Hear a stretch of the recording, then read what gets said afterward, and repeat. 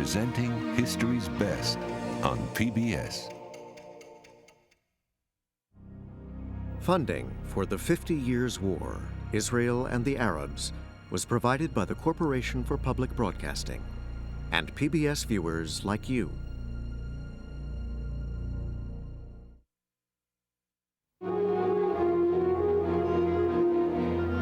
Victory in the war has not brought the hoped-for solution to all the problems in this part of the Middle East.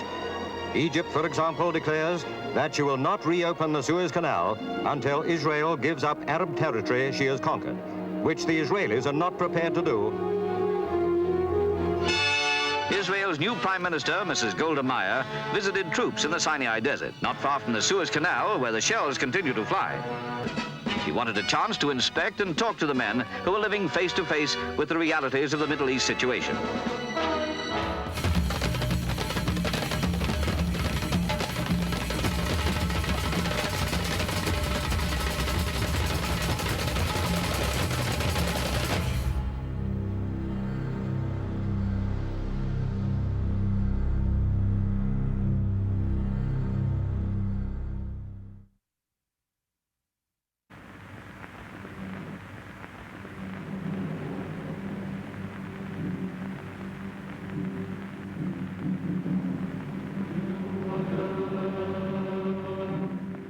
The death of President Gamal Abdel Nasser after 18 years in power devastated Egypt and the entire Arab world.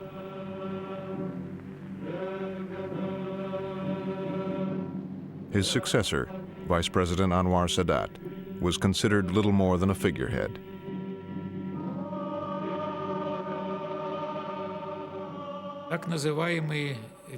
Those in Nasser's inner circle thought they could steer policy on the course set by Nasser, and they were confident that Sadat would follow the party line. The funeral was a grand occasion for the leaders of the Arab states and Nasser's Soviet allies. Nasser had severed relations with America, so the representative from Washington assumed he would be ignored. Then a soldier came into the room, weaving his way through the crowd. Apparently, it turned out heading for me. The soldier led Richardson away, out of the sight of the world's press and the watchful eye of the KGB.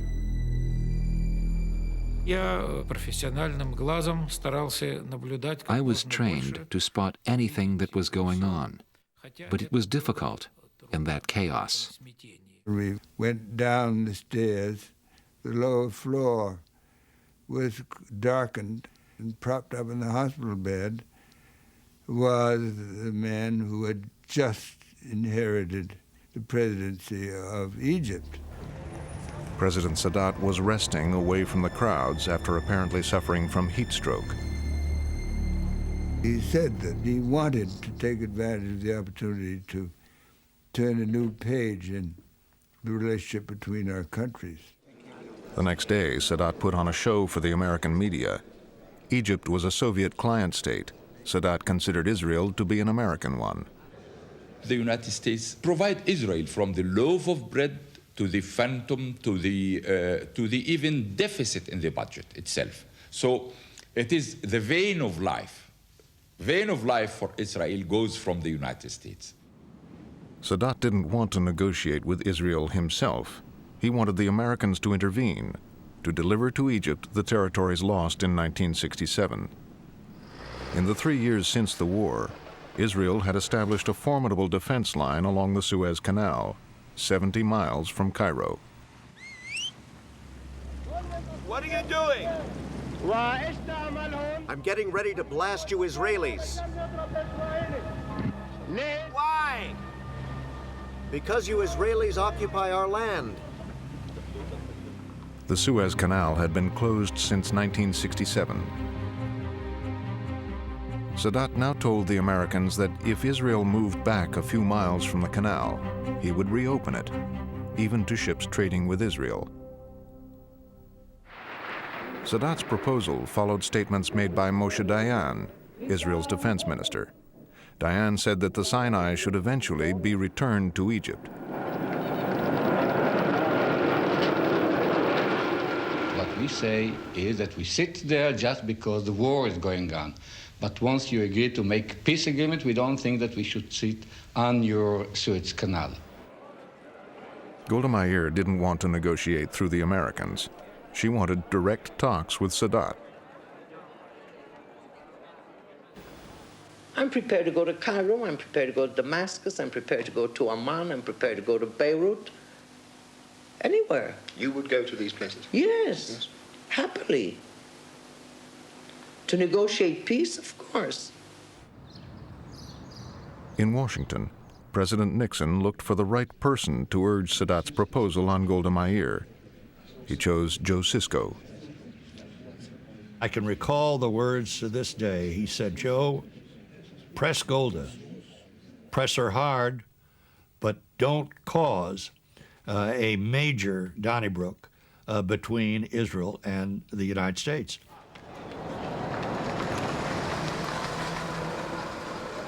Sisko met with the entire Israeli cabinet, but only Golda Meir negotiated. Golda Meir took it upon herself to do all of the talking.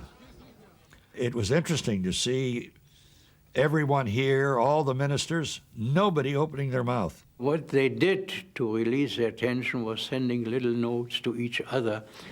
I sent Dayan a chit saying, "Listen, Moshe, I think we can get you some support." He sent back a very abrupt reply saying sarcastically, "Thank you very much.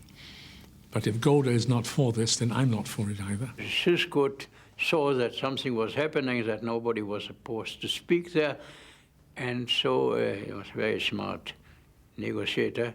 He asked the Prime Minister whether he's permitted to ask the Minister of Defense one question, a professional question.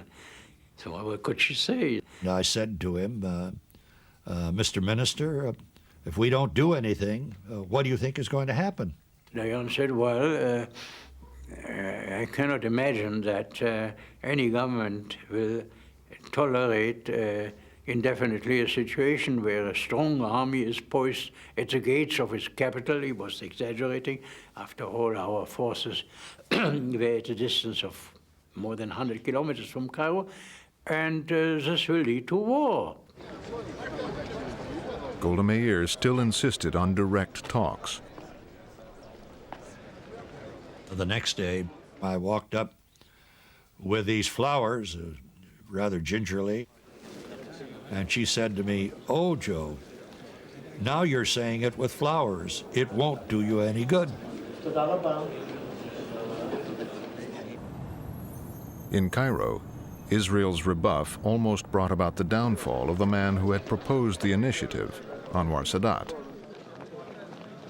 So he reversed course and tried a tactic more likely to win Arab support.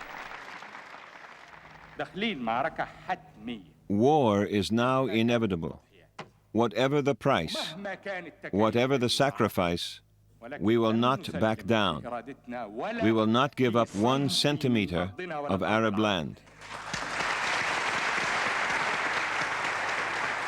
I thought of Sadat as a character out of Aida. I didn't take him seriously.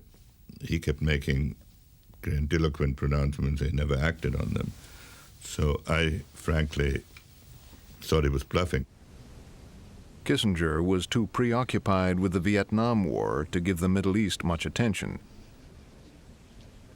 Even when Sadat made another offer. He wanted Israel to return to the 67 borders, in return for which Egypt would be willing to make peace, which was a big step because no Arab state had as yet ever flatly said that they would make peace. We were in no position to handle that. Sadat told me that Kissinger had said, "If all you have is a problem, I cannot deal with it. But if it becomes a crisis, then I can intervene."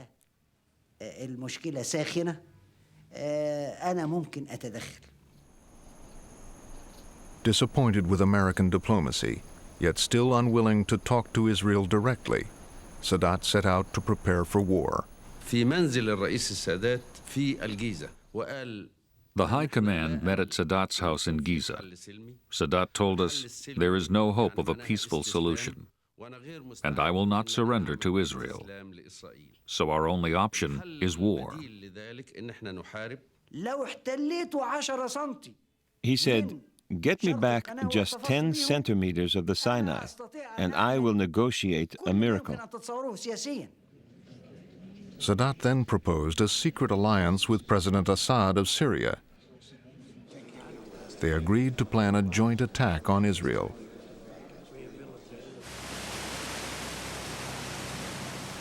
Syria's top generals sailed to Alexandria to meet their Egyptian counterparts. I went on a Russian ship, dressed in civilian clothes. I had a fake Egyptian passport and was using an alias, Jamal Hassan.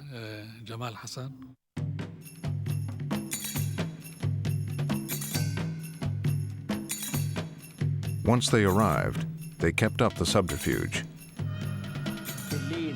In the evenings, we went to a nightclub, the Mumtaza. We were drinking and having fun. We wanted people to think we were just enjoying ourselves and that we did not have a care in the world.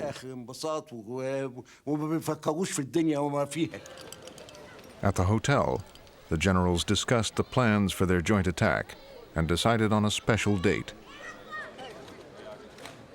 The 6th of October was Yom Kippur, the Day of Atonement. For the Jews, it is a holy day, a day of rest.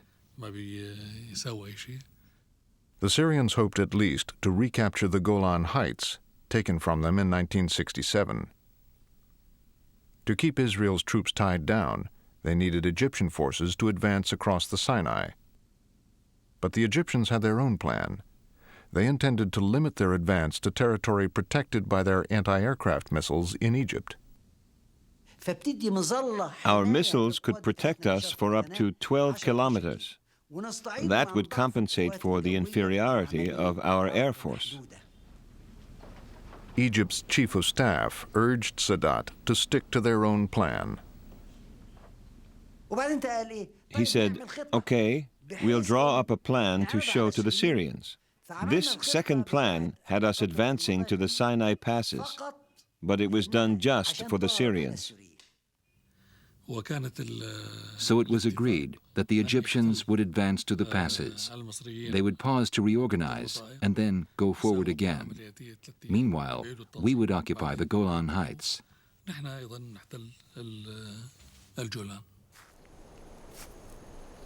Whatever plans the Egyptians adopted, first they would have to cross the Suez Canal and do it under the gaze of Israeli troops. The enemy are just 200 meters away. I can see them, they can see me. How can I catch them by surprise? I must hide my intentions.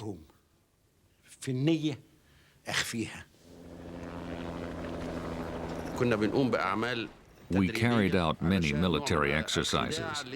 The aim was to deceive Israeli intelligence. We wanted them to think we were expecting an attack from Israel. Now, the presidents of Egypt and Syria also set out to deceive their fellow Arab, Jordan's King Hussein. They claimed Israel was about to attack them. Sadat and Assad were worried about an attack on Syria that could have one of its hooks come through northern Jordan. In the final analysis, I assured them that as far as we were concerned, no one is going to use our country to attack anyone. King Hussein smelled a rat. The last time Egypt and Syria had maneuvered him into a war with Israel, he had ended up losing a large slice of his kingdom.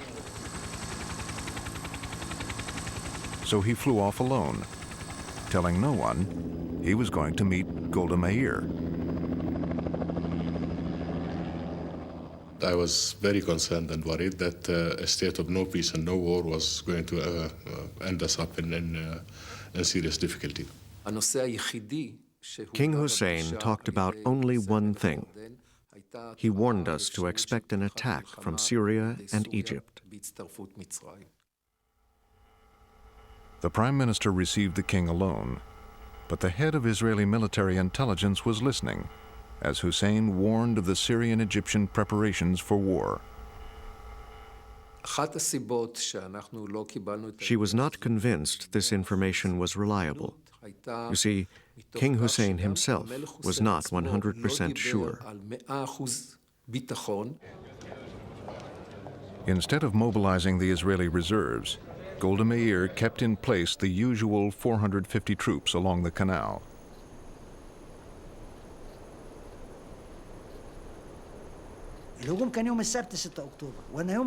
The attack was due on Saturday, October 6th. On the Friday, I went down and looked across the canal. On the other side, nothing was moving.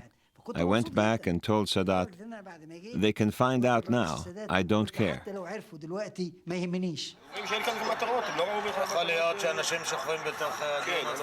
It was not till dawn the next day, as most Jews were preparing to go to synagogue for Yom Kippur, that Israeli intelligence finally became convinced that Egypt and Syria would attack within hours.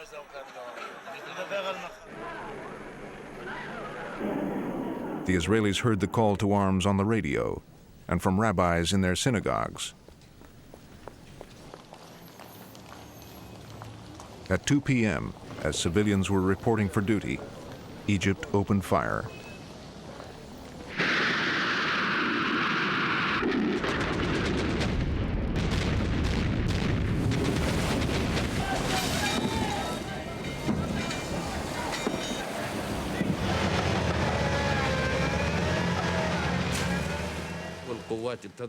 Our troops crossed the canal. They were shouting, "God is great, God is great," and they planted the Egyptian flag on the Sinai itself.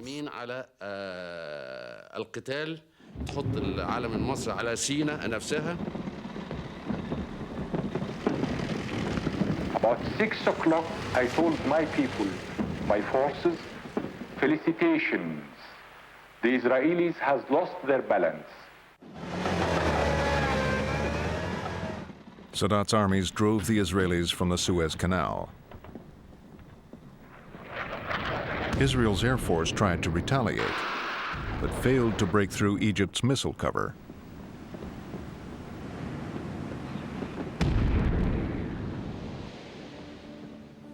The Egyptians advanced 8 miles into the Sinai and then stopped, as planned.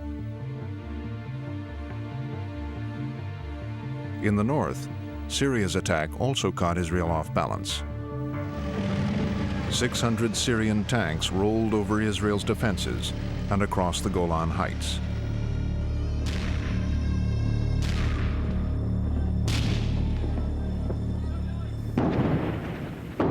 We weren't ready today. We came from the home, in the middle of Yom Kippur. So who was here? That was regular soldiers? Yes, only the regular. So they must have had a hard time? Oh yeah, very hard. Did you have many casualties? Well, with such things we don't know. It's not allowed to talk about them.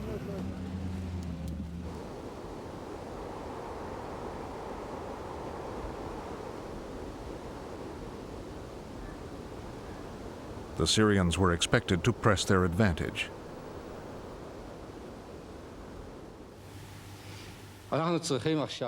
We must keep on fighting with all our courage, faith, and trust, as a nation that knows we're fighting for our lives.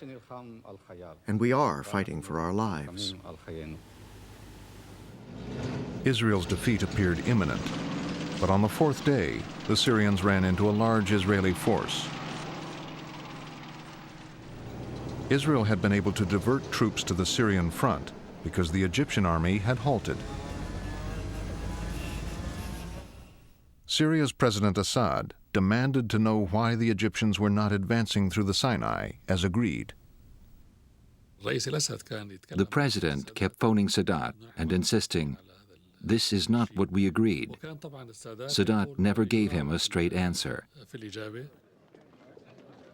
Syria appealed over Sadat's head to the Soviet Union, still Egypt's patron. The Soviet Prime Minister came to Cairo to sort things out. Prime Minister Kosygin kept asking Sadat why his forces had stopped without taking the Sinai. He was infuriated by Sadat's answers.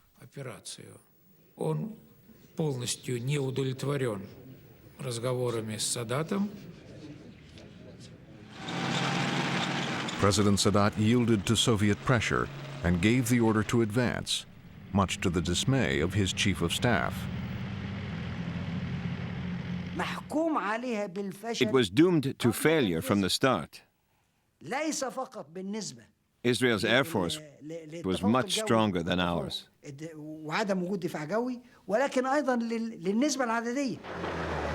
Now the war began to swing Israel's way.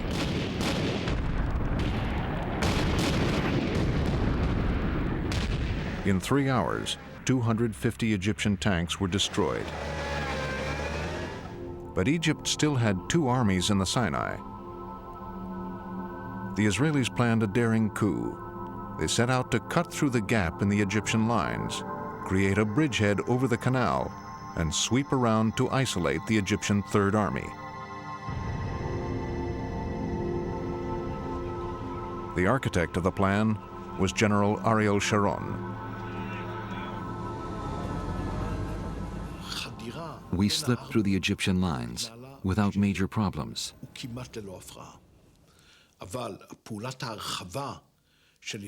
But when we reached the canal, there was a ferocious battle.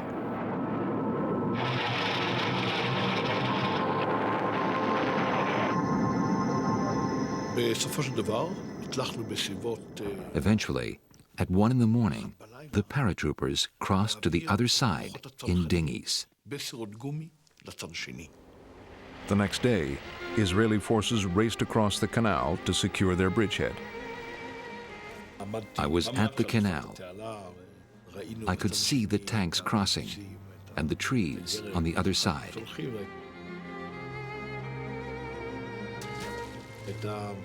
It was a great feeling.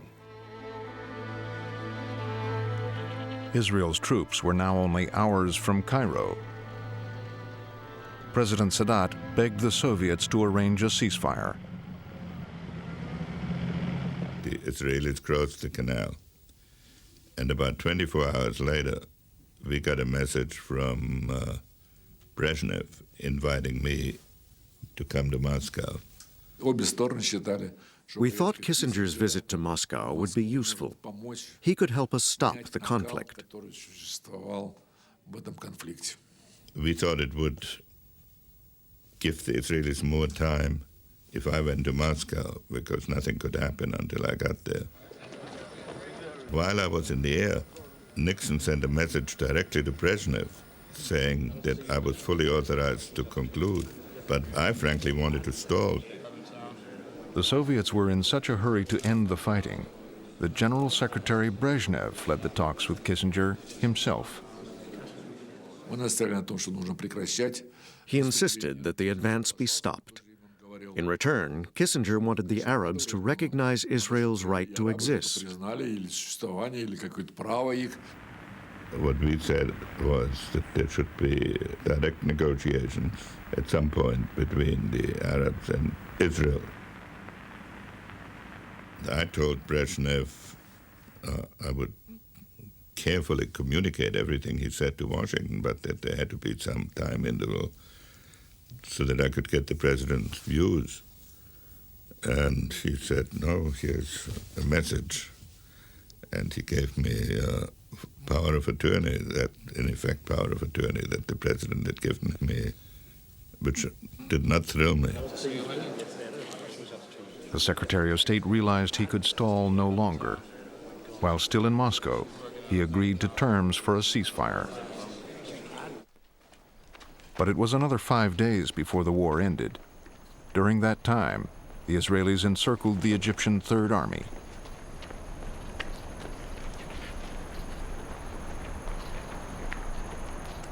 A day later, the opposing generals met in the desert to work out how to disentangle their forces. It was the first formal meeting of Egyptian and Israeli officers in 25 years.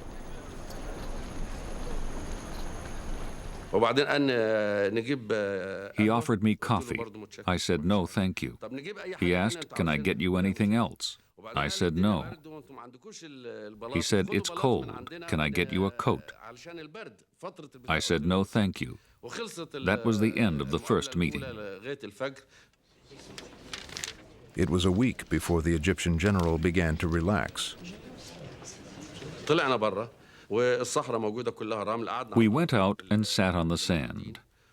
We put a map down in front of us, and we put stones on it. We started to talk about how to disengage our forces.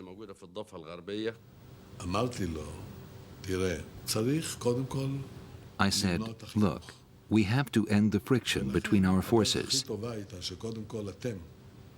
The answer is, you go back to the west side of the canal, and we will pull back to the east side.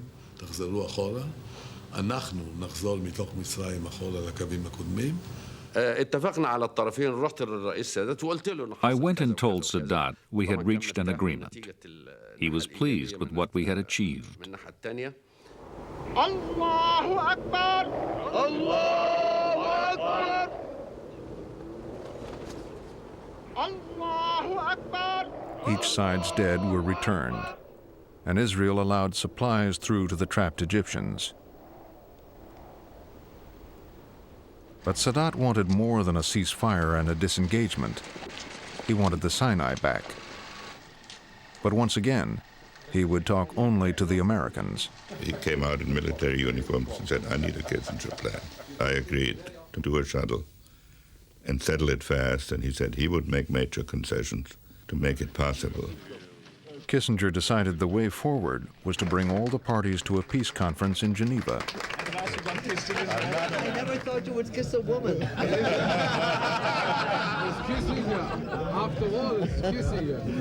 I wonder who's kissing her now. The Egyptians and Israelis agreed to attend the conference. And then there was President Assad of Syria. I had heard he was impossible, but he greeted me with extraordinary politeness and courtesy. And I said, you know, it's amazing. They all accuse you of being so difficult. Whenever Kissinger wanted to change the date or venue, President Assad agreed. Kissinger told him, "You are so accommodating." I got overconfident, and I said, is there anything I should have asked you that I didn't? He said, yes, you didn't ask me whether I'm going to the conference. I said, are you? He said, no. Assad did not want to negotiate with Israel. But Kissinger was able to get the rival armies to disengage.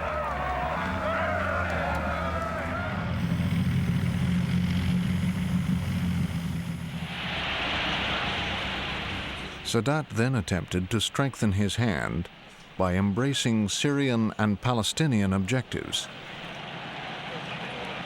Israel must move on all the fronts, on the Egyptian front, the Syrian front, the Jordanian front, the Palestinian front. At a time when Arafat wanted to replace Israel with a Palestinian state, Sadat pledged unity. You see, we are cooperating together.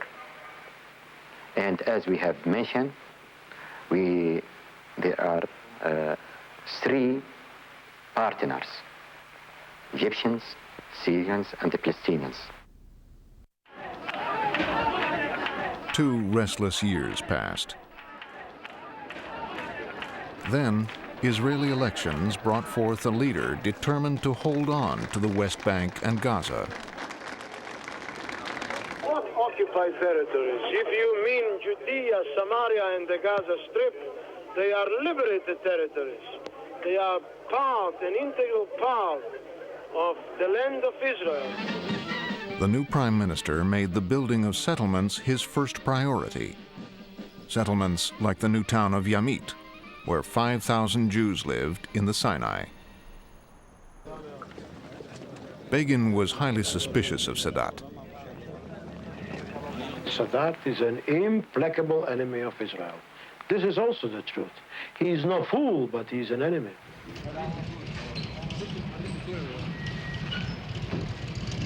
Sadat's response would write his name indelibly into the history books. He announced he would make a keynote speech to the Egyptian parliament. He invited the leader of the PLO to attend. Arafat was happy to be in the parliament, and he was happy that Sadat is paying attention to the Palestinian problem. السادات بعدين ابتعد عن الورق المكتوب وابتدى يتكلم من دماغه. Sadat put his text aside, but he carried on speaking. I told the foreign minister he is about to throw a political grenade. After 7 years of trying everything else but talking to Israel, Sadat broke the ultimate Arab taboo. I am willing to go anywhere. Israel will be surprised to hear that I am ready to go to them, even to the Knesset itself, and negotiate with them. The idea that Sadat would negotiate directly with Israel was so unthinkable, the audience applauded without realizing what he had said. Everyone was applauding Sadat. Even Yasser Arafat was clapping. I know, because he was sitting next to me. In Tel Aviv, no one was sure if Sadat really meant it.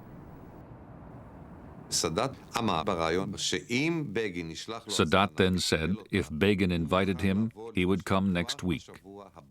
The next day, Prime Minister Begin was hosting a lunch at the Hilton Hotel. The head of CBS in Israel wanted Begin's reaction. Begin was eating at the head table. I went up and gave him the message.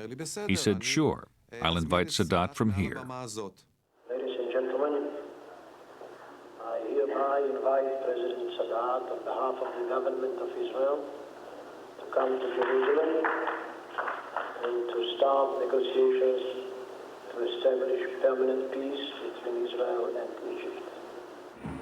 Before accepting the invitation, Sadat flew to Syria to persuade President Assad that the trip to Jerusalem would not be a betrayal of the Arab cause. We asked the president to arrest Sadat to stop him going anywhere. But Assad considered Sadat his guest and preferred to hear him out. President Assad was trying to make Sadat change his mind. He told me, it will be proved that you are wrong. I said, very well, Assad. This is a sacred mission for me. And if this is going to be the last mission as a president, I shall be very happy to fulfill it. President Assad was not impressed. They talked for 7 hours. Assad's ministers urged him to act. The Presidential Guard was standing by. President Assad refused. He said, "It is against the Arab tradition for a man to arrest his guest." President Sadat returned safely to Egypt. 3 days later, he set off for Jerusalem. I feared for his safety. We had been enemies for 40 years. He was putting himself at their mercy. He would be sleeping there that night. I was very anxious.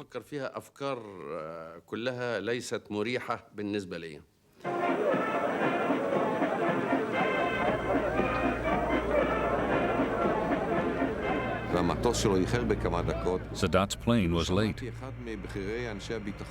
I overheard a senior security officer talking. He was saying, "Hold on, maybe instead of Sadat, there is a suicide squad on the plane. And they will jump out and kill the assembled Israeli leaders."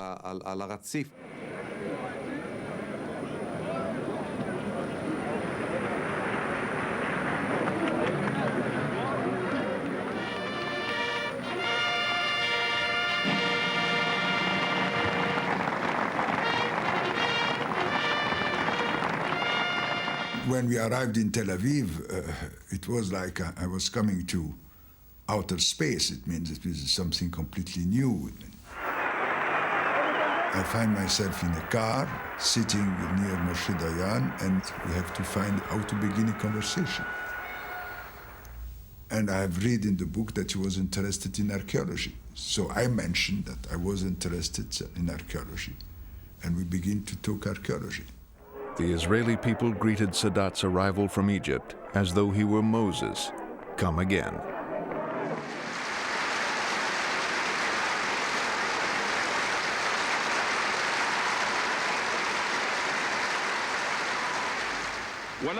I come to you today with a firm desire to make peace.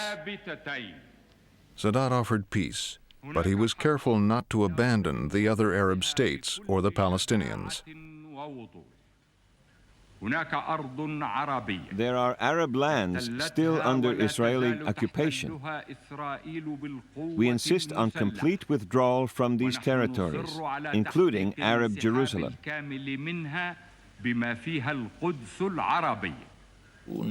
It was quite a speech, quite disturbing. I passed a note to Begin saying we must be on our guard. Ezra Weizman, the defense minister, who was a great advocate for peace, said when he heard the speech that maybe we should mobilize the reserves.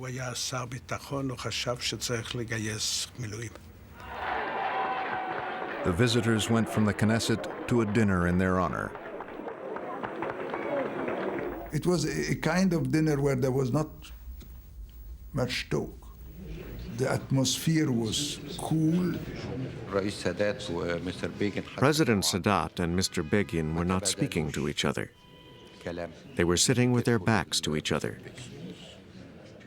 I decided to invite Ezer Weizman and another minister up to my suite after dinner. Mustafa Khalil told me, we have to do something. Otherwise, the whole trip will be without any follow-up. What about having a meeting together? I say, no objection. So now I found myself sitting with our worst enemy at the King David Hotel, drinking Black Label. I want to enter directly in the process and mentioning what are the problems of Cairo today and the problems of Egypt, and this is why we need peace. I said, let me show you something. I took him to the window.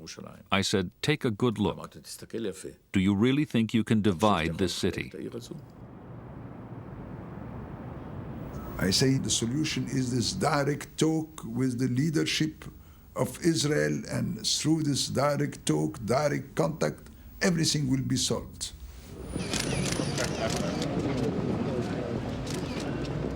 It wasn't that simple. After the trip to Jerusalem, the two sides continued to talk for 7 months.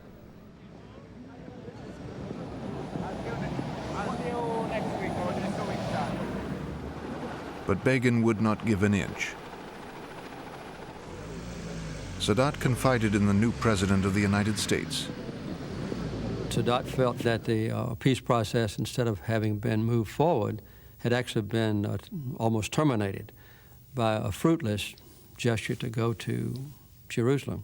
So he was quite discouraged. I asked President Carter, the Senate, the Congress, to take their share as full partners in the dispute that's between us and Israel. I'm waiting for this moment.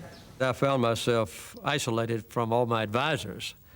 All of them thought that it was a bad idea. President Carter then set out to resolve 30 years of conflict in a week of talks at the presidential retreat at Camp David.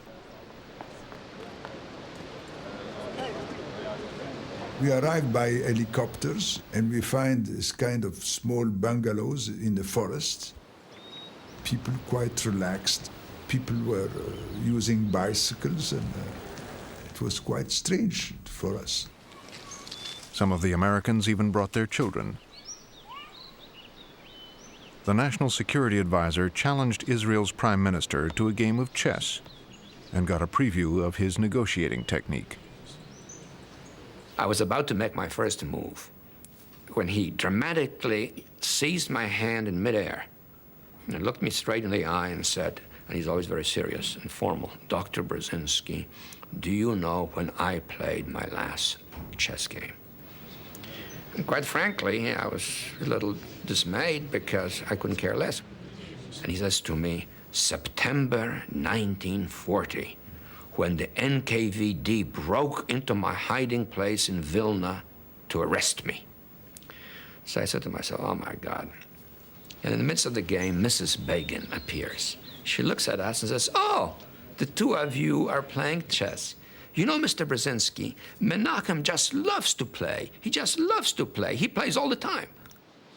When President Carter brought the two leaders together, Sadat listed the demands: the return of the Sinai to Egypt, and a Palestinian state in the West Bank, with its capital in Jerusalem. Sadat and I both knew that this was not going to be at all acceptable to me or the Israelis. We all hit the roof, not just Begin. They were taking a hard line. We all said, this simply won't work. They wanted to storm out, to terminate the talks. And I jumped up from the desk where I was sitting and writing and got in the door in front of them. And I wouldn't let them get out of the room until they both agreed to let me try to continue. And after that, the two men never saw each other for the next 10 days.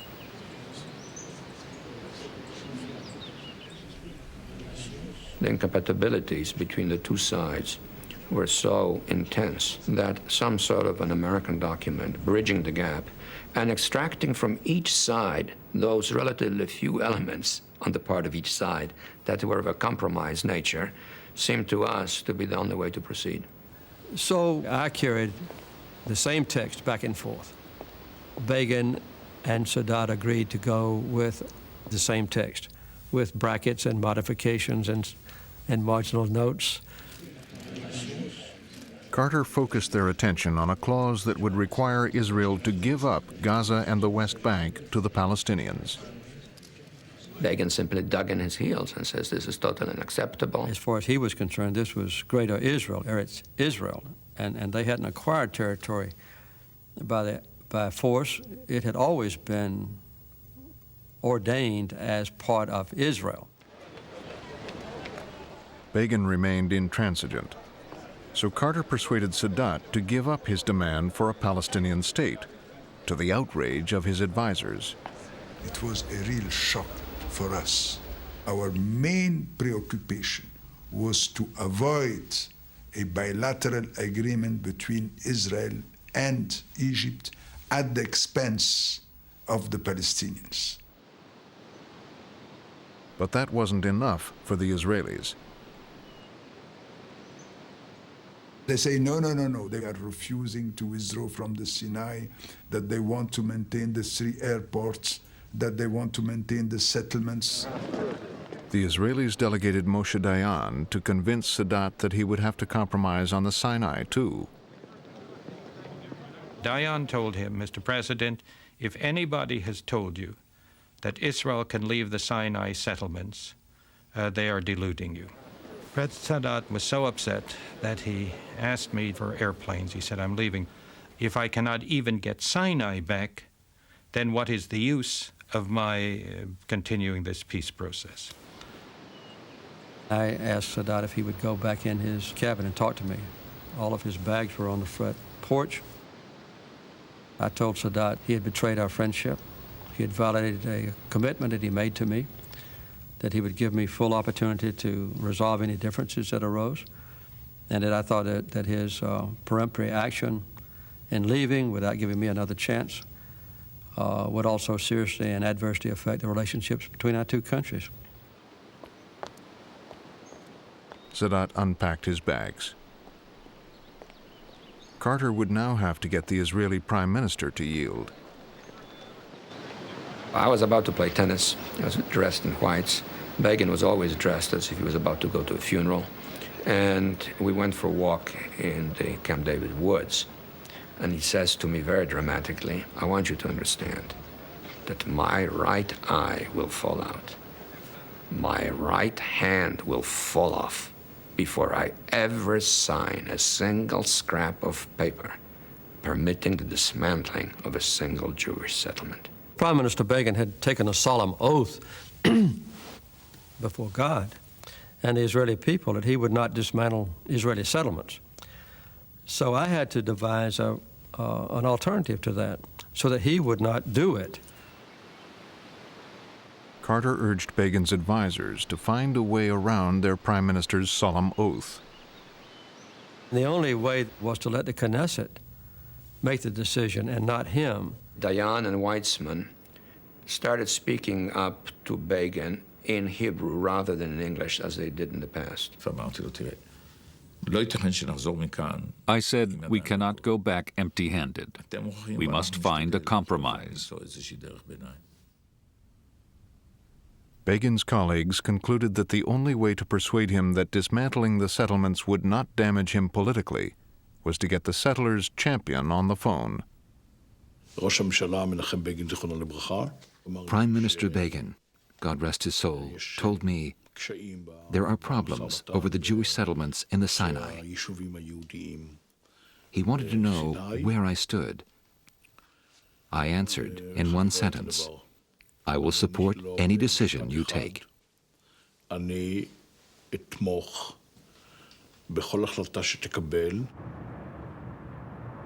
Prime Minister Begin's phone call opened the way for a White House ceremony. The Knesset voted to dismantle the Sinai settlements.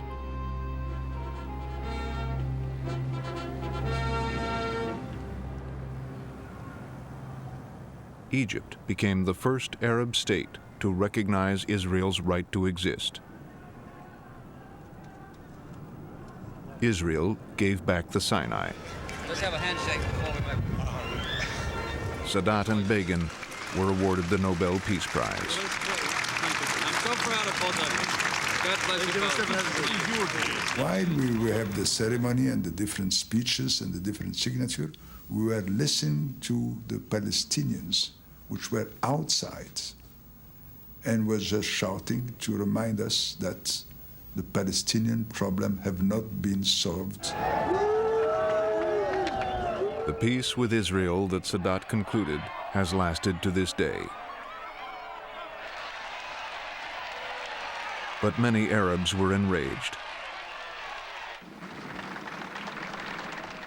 2 years later, at a military display in Cairo, Islamic extremists assassinated Anwar Sadat.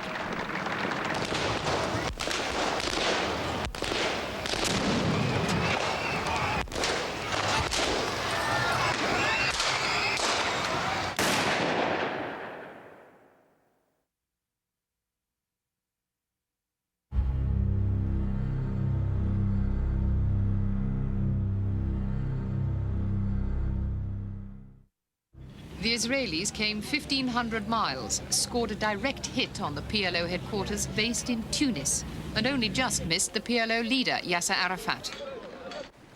It was a revenge raid by the Israelis following last week's attack on an Israeli yacht in Cyprus. 3 people were killed by a PLO unit from Tunisia. As a matter of principle, it's our view that it is legitimate self-defense to respond appropriately to acts of terrorism.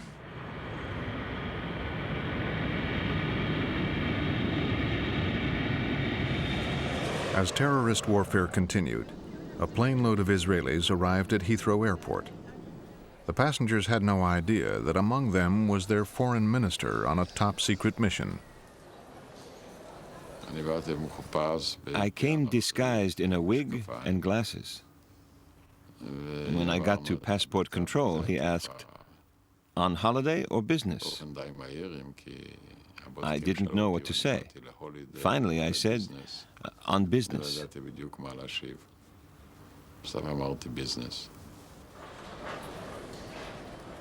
Shimon Peres wanted to extend the peace with Egypt to Jordan and the Palestinians.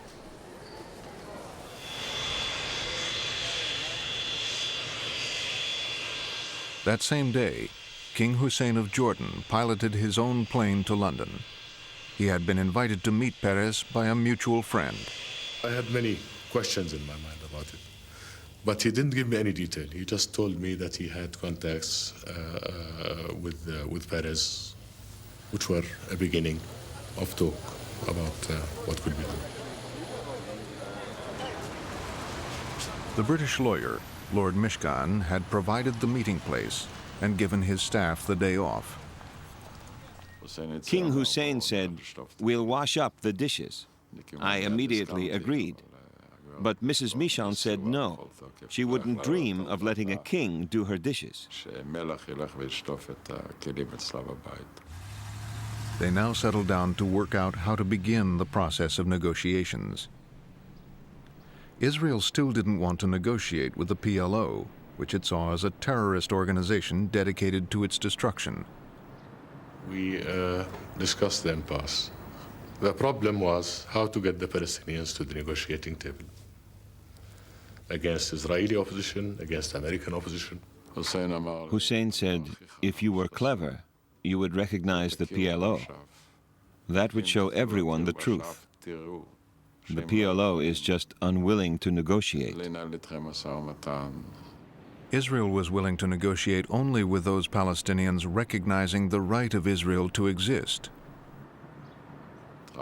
Peace talks with Palestinians who accepted Israel's right to exist would exclude the PLO. I had a bit of time to think about it, and at the same time to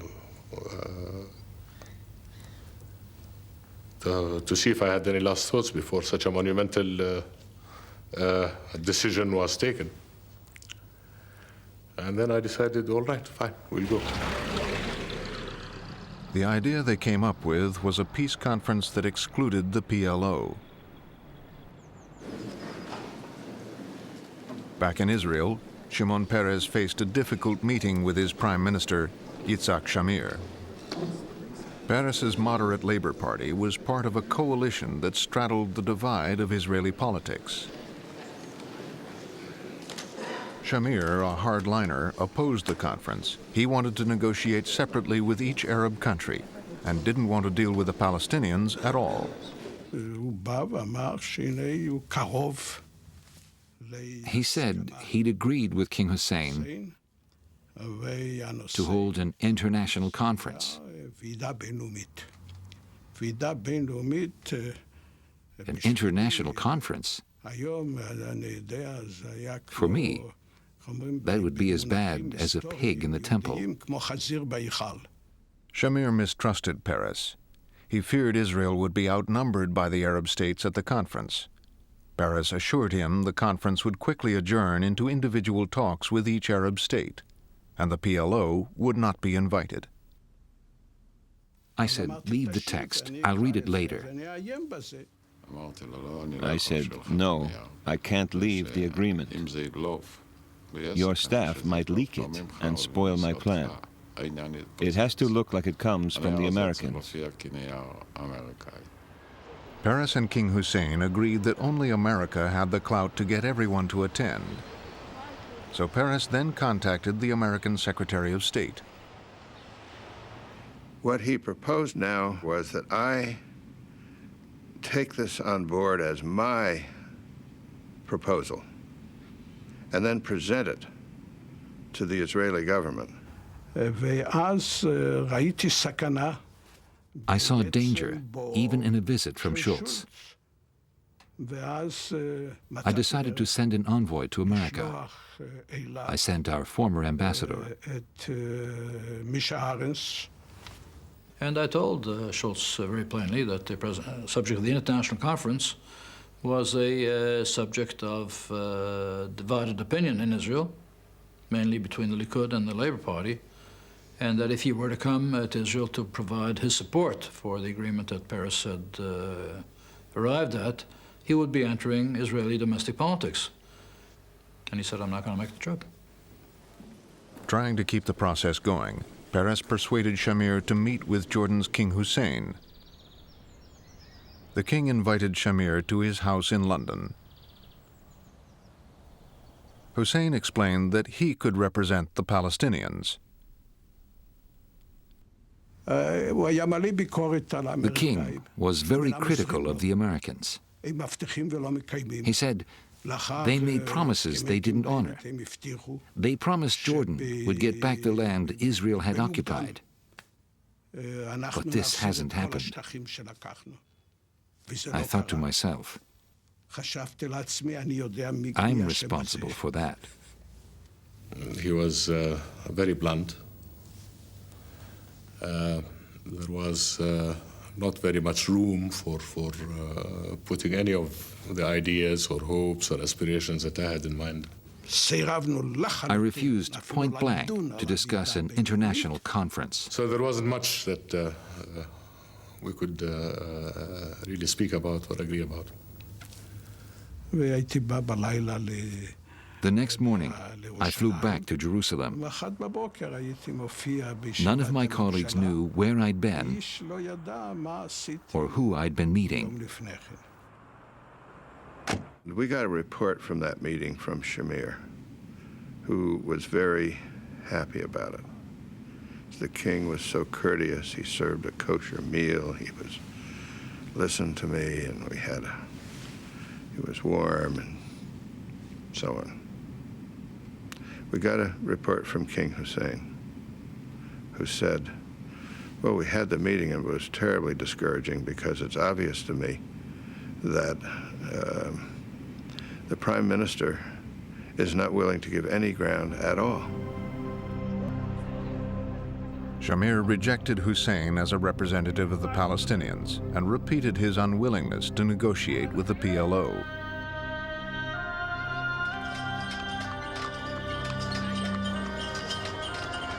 Meanwhile, the Palestinians, squeezed into the Gaza Strip for the last 20 years under Israeli rule, grew increasingly frustrated.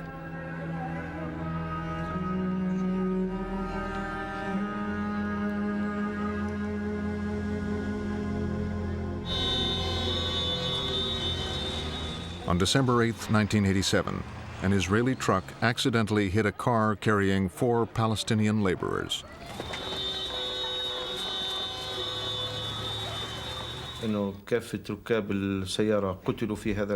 All the people in the car were killed. We thought this was no accident. It was done on purpose by the Israelis. Angry crowds soon gathered. An 18-year-old Palestinian threw a stone at some Israeli soldiers. When they fired back, the boy was killed.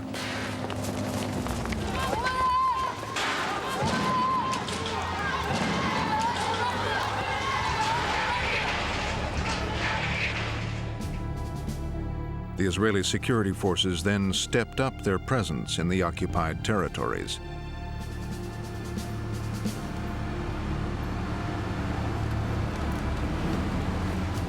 A group of young activists seized the opportunity to prepare a leaflet calling for an uprising.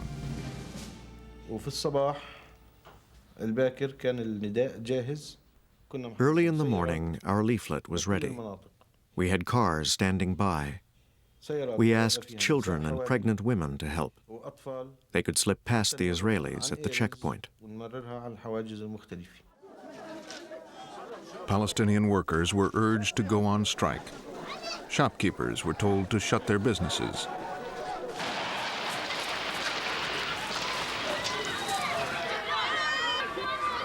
The Intifada had begun.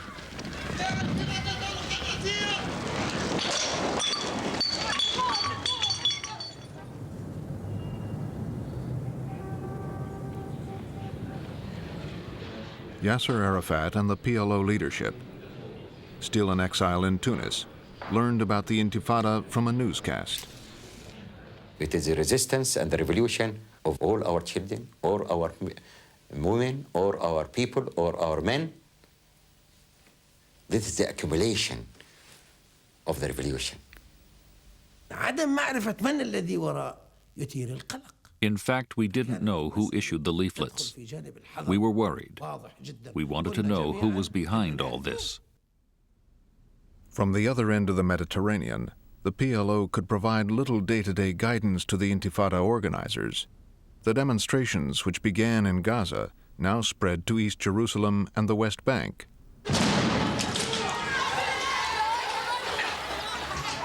The Palestinian flag, an illegal symbol under Israeli rule, began to appear all over the occupied territories.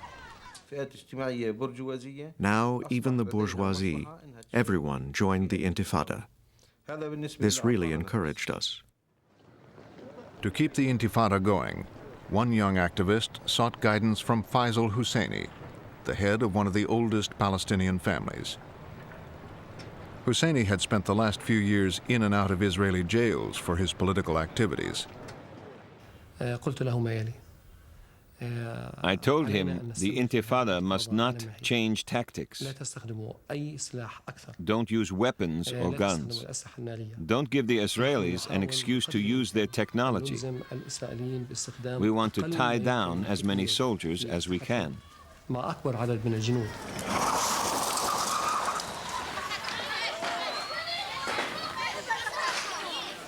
The strategy of minimum force caught the Israelis off guard.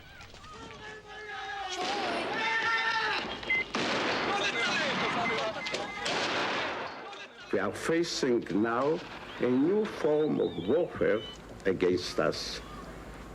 It means the attempt to destroy our existence by violent demonstrations.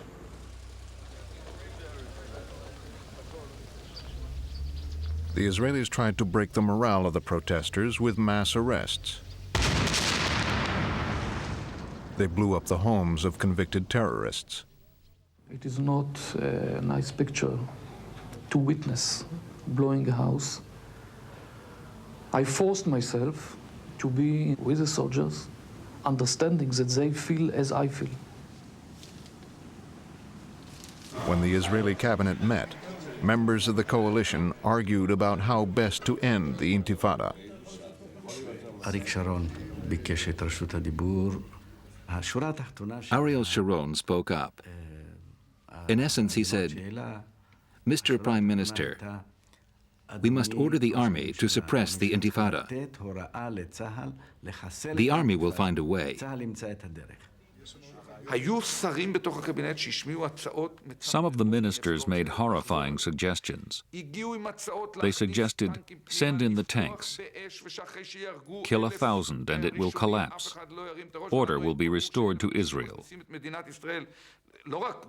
We knew if we killed 1,000, it would get worse, and we would be branded war criminals.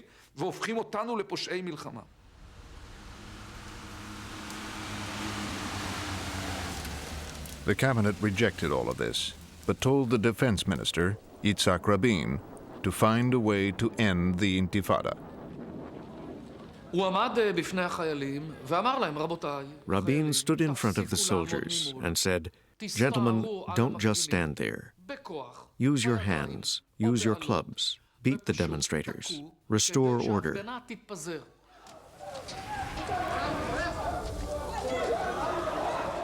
Trying to restore order without shooting the demonstrators, Rabin told his soldiers to club them instead.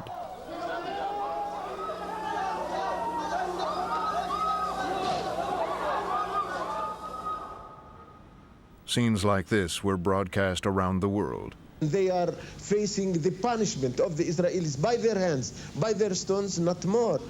Till now, in all over the occupied territories, in every town and village or refugee camp, in all the demonstrations, no one had used a gun or a hand grenade.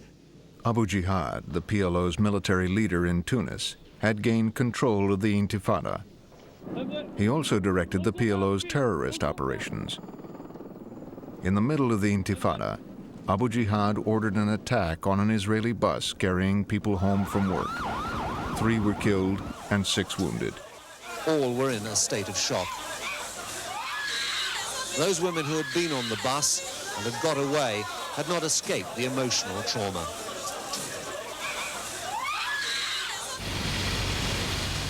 A month later, an elite Israeli commando unit landed on a beach in Tunis. Mossad agents guided the commandos to the home of Abu Jihad. I was woken by the sound of people breaking into the house.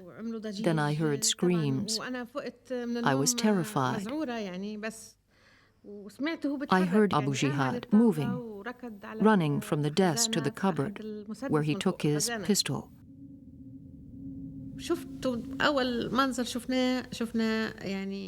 I saw 3 masked men with machine guns. One of the men opened fire on Abu Jihad. They shot him in his arm and his heart.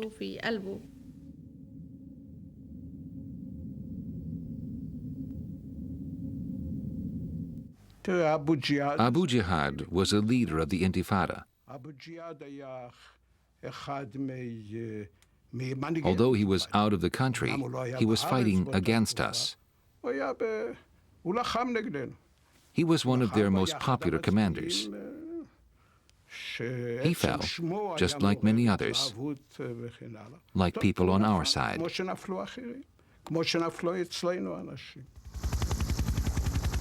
But in the intensity of the conflict, both sides were learning something about each other.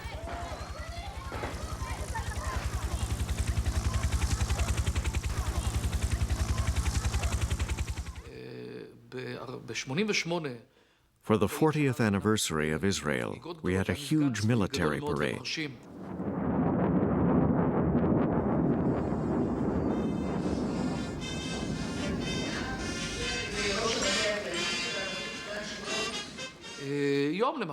A few days later, I was in the West Bank.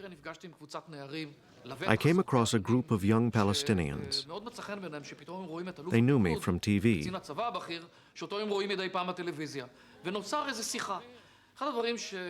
And one of them said, "Yesterday I saw all your fighter aircraft. You're so strong up there. But what can you do against stone throwers down here?" This was our problem, and the young people's power.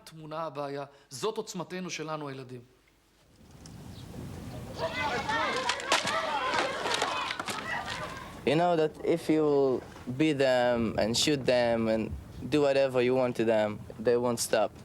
We train to fight against the other soldiers, and now we fight against the people. It's difficult. Increasingly, Israelis asked themselves whether they could rule more than 1 million Palestinians in the occupied territories forever.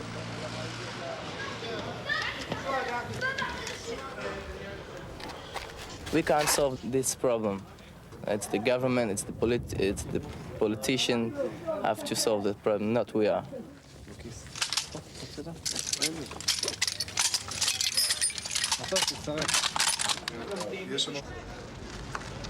The Intifada vented Palestinian frustration, but it also demonstrated that neither terrorism nor street revolt would solve their political problems. In Tunis, one PLO leader discussed what to do next with a colleague.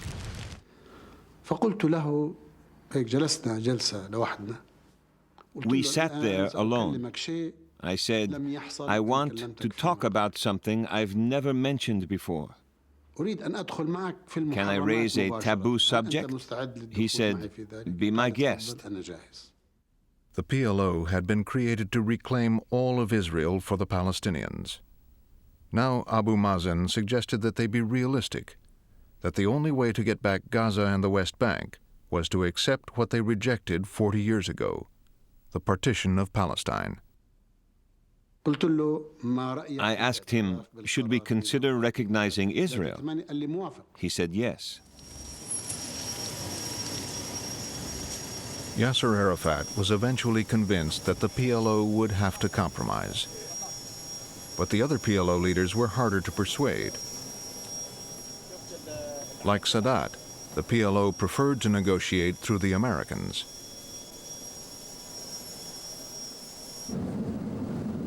But the Americans laid down a condition. Yasser Arafat, the world's most famous guerrilla leader, would have to renounce terrorism.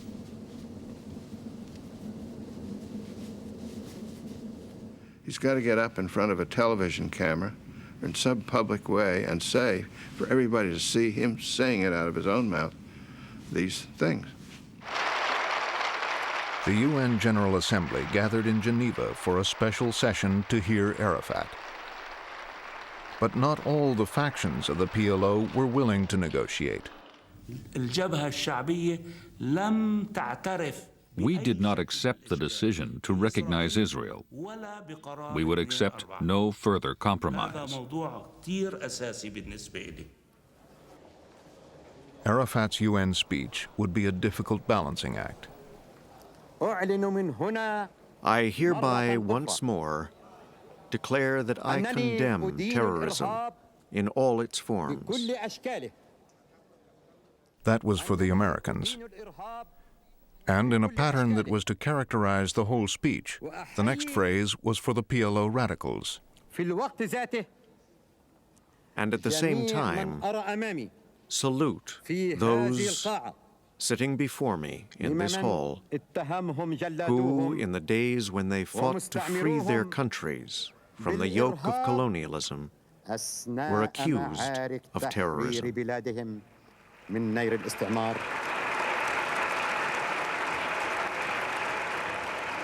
He concluded his speech convinced he had pleased everyone.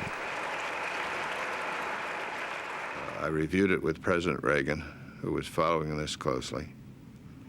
And I said, well, Mr. President, in one part of his statement, he said, unk, unk, unk.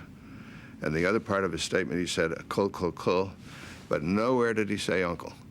So, no, it's not satisfactory. Word soon came that the Americans had rejected the balancing act. Arafat's closest advisors implored him to say exactly what Shultz demanded. I saw that Arafat had a dilemma, whether to say it or not. Should he sit tight, or should he try again? The next morning, Arafat called a press conference. I repeat for the record that we totally and absolutely renounce all forms of terrorism. I view this development as one more step toward the beginning of direct negotiations between the parties, which alone can lead to such a peace. But Israel's prime minister was unimpressed. Shamir made a gesture. It meant, this isn't important. Let's not waste time analyzing what Arafat said. We cannot trust them. They are criminals, they are liars, they are enemies of our people.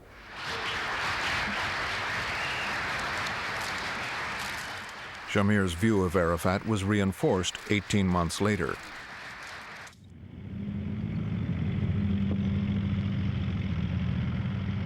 On August 2, 1990, Iraq's Saddam Hussein sent his army into Kuwait.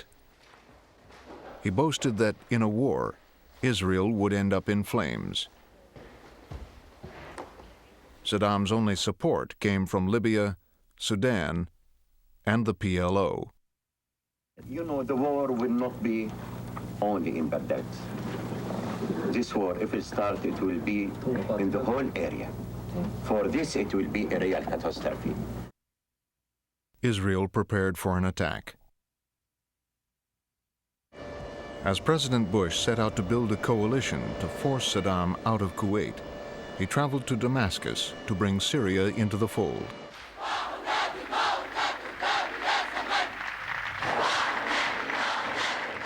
But President Assad, a firm Arab nationalist, was not easy to convince. President Assad made very clear to me that he blamed Israel for everything. I'm not sure he blamed him for Iraq going into Kuwait, but he got almost everything. Everything was all about Israel.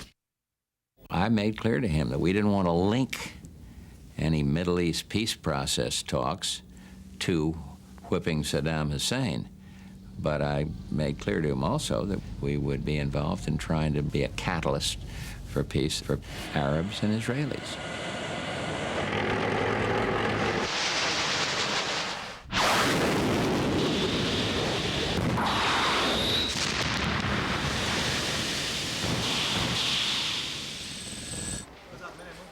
As the war started, Saddam ordered an attack on Israel with Scud missiles.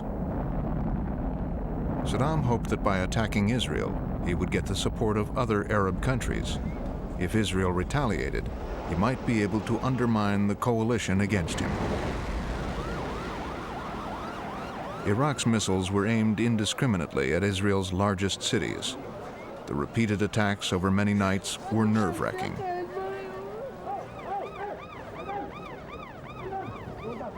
The Israeli press reported that Palestinians celebrated as the missiles flew over the West Bank on the way to Tel Aviv.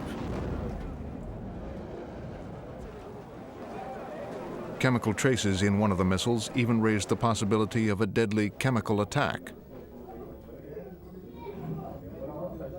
We would like to see that threat removed, and we will take the actions that are necessary to remove it. I cannot tell you when, I cannot tell you where. In the end, Israel did not retaliate, but its leaders had learned a hard lesson about their vulnerability. Shamir was also absolutely convinced that, given the opportunity, Israel's Arab enemies would try to destroy it.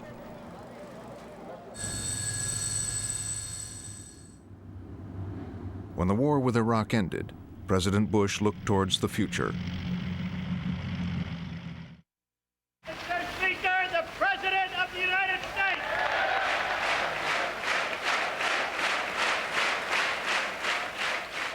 We must do all that we can to close the gap between Israel and the Arab states and between Israelis and Palestinians. There can be no substitute for diplomacy. The time has come to put an end to Arab-Israeli conflict. The idea was the president, at the height of his prestige, sending the Secretary of the State, at the height of his prestige, to the Middle East, and what we basically hoped was that no one would have the nerve to say no to the United States at that moment. Bush instructed Secretary of State James Baker to persuade the Arabs and Israelis to attend a new peace conference.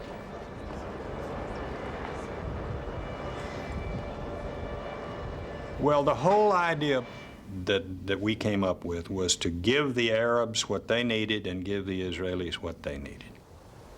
The bone of contention between Israel and Syria was still the Golan Heights, captured by Israel 20 years earlier.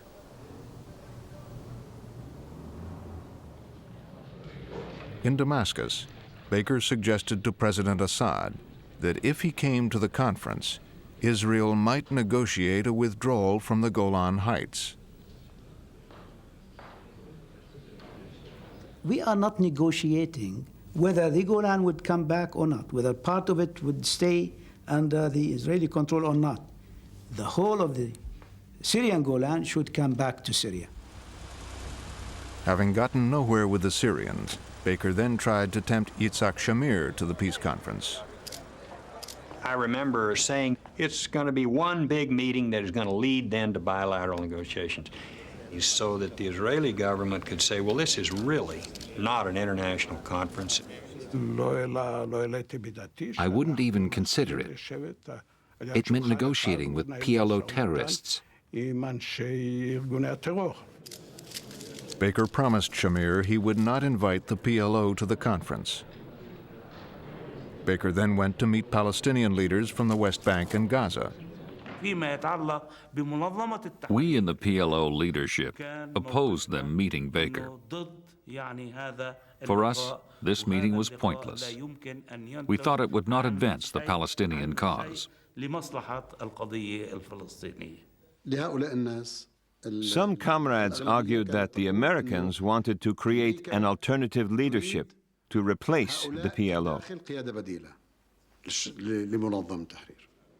For 5 nights, Abu Mazen urged the PLO leadership to let Palestinians from the occupied territories meet with Baker.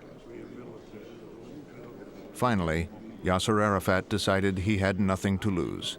Only it is a meeting.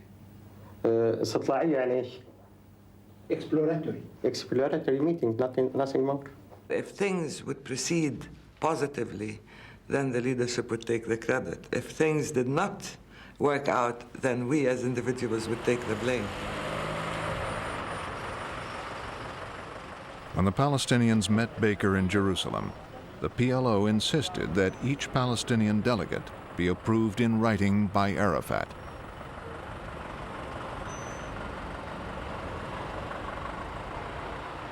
I said to him, Mr. Secretary, this meeting could not have taken place without the authorization of President Arafat personally.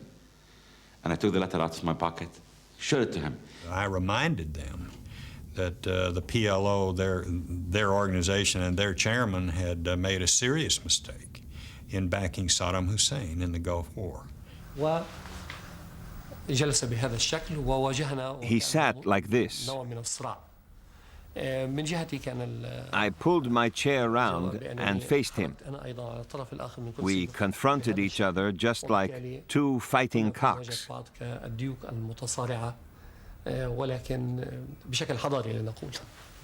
He was so angry and said, even if you're angry, what can you do? We don't have assets in bank to be frozen by you. We don't have airlines to be grounded by you.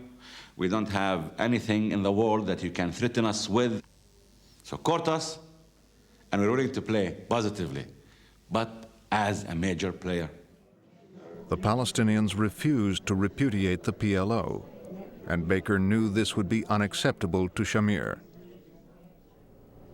After 12 weeks of shuttle diplomacy, Baker was stuck.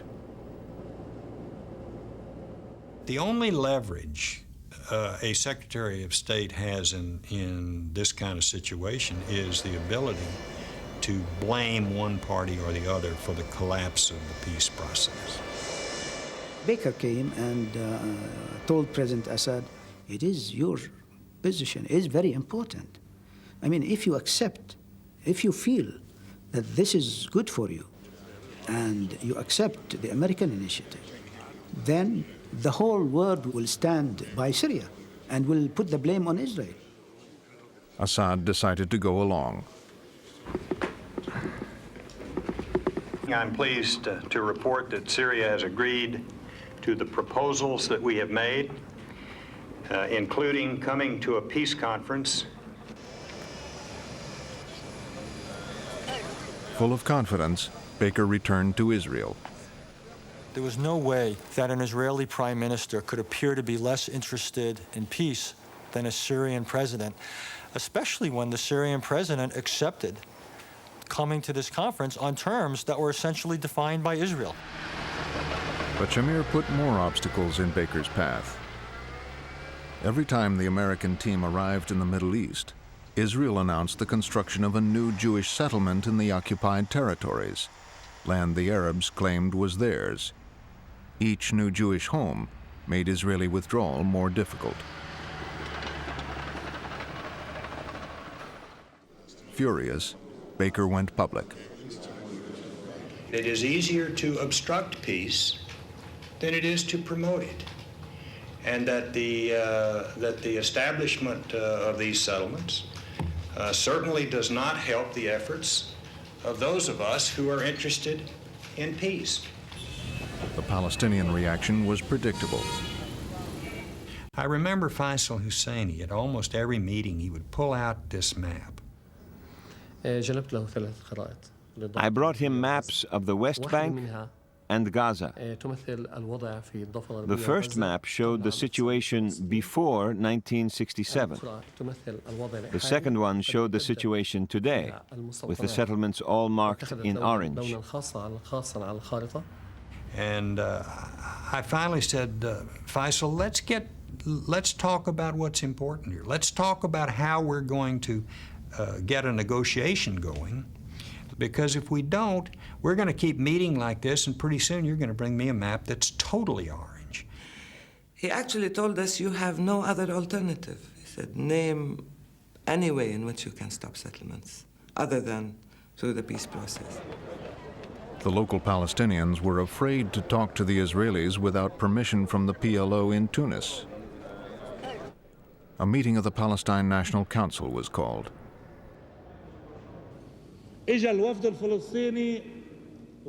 Our delegation asked Baker, could the refugees return? He said no. Will there be a Palestinian state? He said no. Will the PLO be on the delegation to speak for us? He said no. Chairman Arafat knows that these answers are accurate. They are no, no, and no.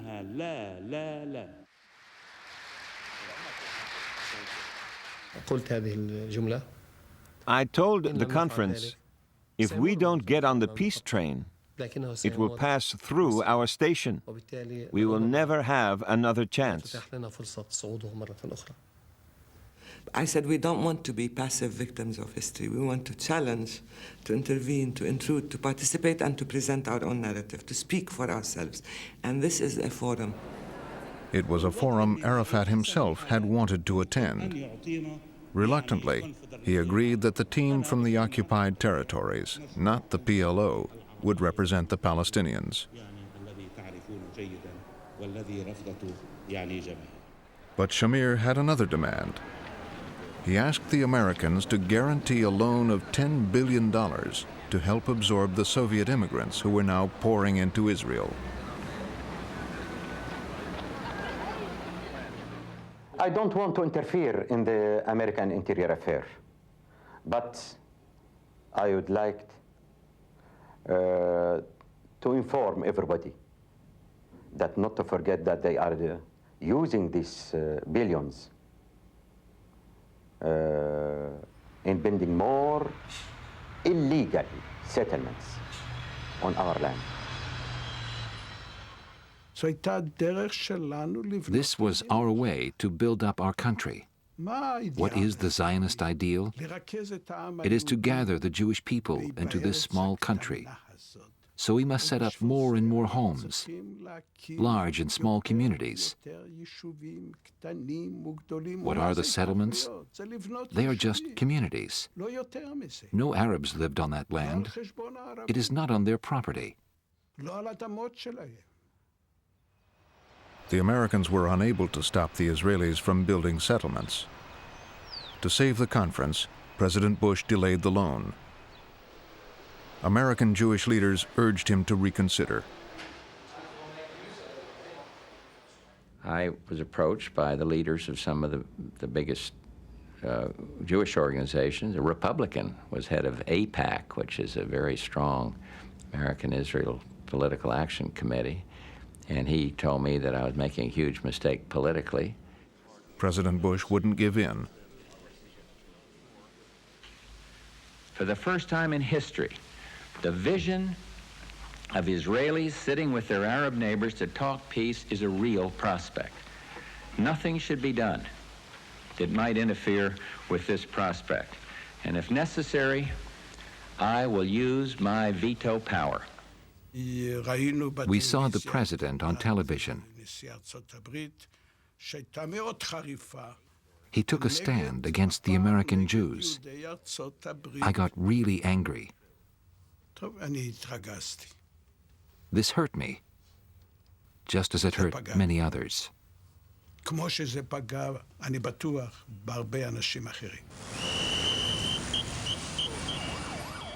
Bush had faced down Shamir. A few weeks later, Israelis, Arabs, Americans, and Russians assembled in Madrid. For the first time, Palestinians were invited to participate. Today we have made a major step forward. There is a recognition of the Palestinian national identity. The Palestinians are speaking out for themselves for the first time in history.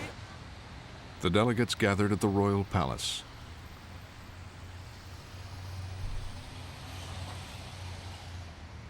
I will never forget the emotion I felt when, with Gorbachev next to me, we walked into this room in Madrid, and there, across the table, sat Arabs and Israelis.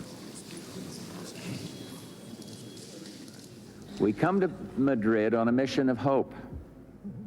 Everyone expected each Middle East delegation to be led by its foreign minister. But Shamir had a better idea.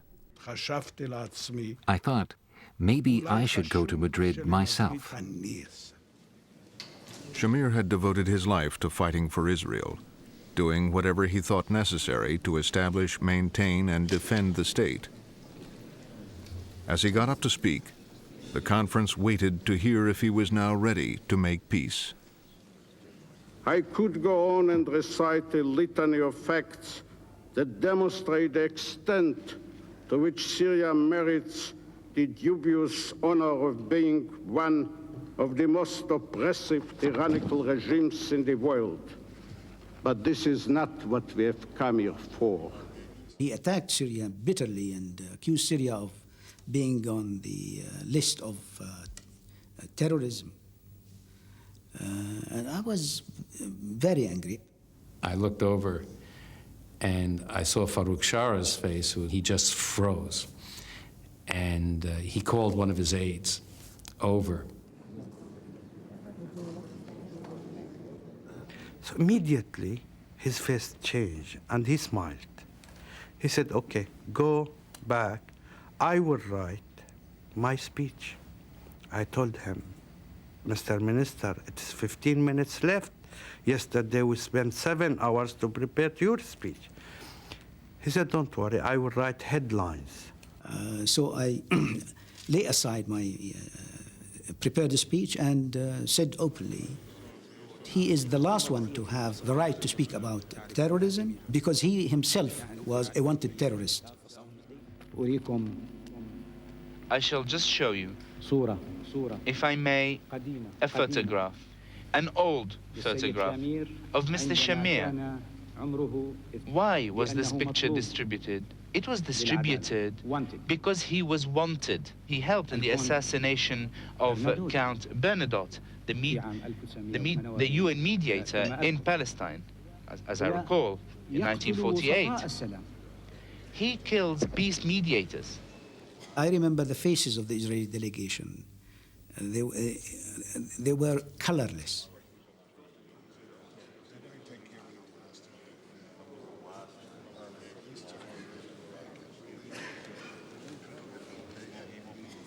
One Palestinian delegate then tried to demonstrate that no matter what Shamir thought, he was really negotiating with the PLO. So I said the only thing that symbolizes Palestinians is the black and white kufiya, which President Arafat wears all the time. So I decided to put it in my shoulder. And the angle of my seat came directly looking Shamir on the eye. It was engineered by God. It was just perfect. And I looked at him and I said, I nodded in my head, I said, he shook his head like this. I smiled. Really, he waved this way. So I winked to him. And he said, just do this. And then after the session was over, everyone is surrounding me. So I said, why the sensitivities? We are the key to peace, to your peace process as Palestinians. And you must realize the new facts of life. Amid mutual recriminations, the conference broke into one-to-one talks between Israel and the Arab states. We and the Syrians moved to opposite sides of this big table. We sat frozen, like robots. The Americans and Russians got out as quickly as they could. They were glad to escape. It was difficult, half an hour. For me, for example, this will be the first time I sit face to face with the Israelis. The Syrians wanted us to commit to a withdrawal from the Golan Heights. We didn't want to get into all that. The withdrawal should not be a question for negotiation. The withdrawal is either there would be a withdrawal, full withdrawal, or there would be no peace. The moment we would have said that we were ready to withdraw, this might have ended the whole thing, and the Syrians would have avoided the main question for us. That was the character of peace. the end of terrorism, the terrorist organizations with their headquarters in Damascus? And what about Hezbollah and Lebanon under Syrian occupation? All these topics were raised, and every time we tried to break this dogma of the Syrians. When they finished, the Israelis returned to their hotel, telling the waiting press that all their suggestions to try to build trust had been flatly rejected. There had been no handshakes, no smiles, little personal contact. I don't want to say that they were a complete failure, because the very fact that we were sitting and talking is in itself already an achievement. But the substance was, as I said, futile. The Syrians, too, were unimpressed by their meeting. I would like to express our regret for leaving this city, Madrid, without having tangible results from the bilateral talks that our delegation held yesterday with the Israeli delegation. Israeli talks with the Palestinian and Jordanian delegation were so positive that they could be crowned with public handshakes afterwards. Both sides here, at least, confident of meeting again soon. America had finally brought the warring parties to the conference table. But it would take another breakthrough to convert fighters into peacemakers.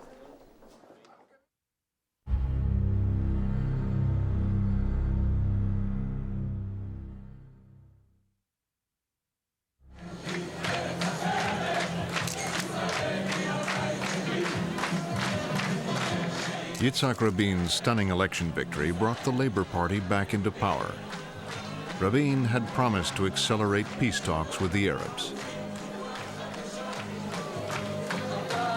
I believe that agreement will be reached within less than 1 year. You can say 9 months, less, or between 9 and 12.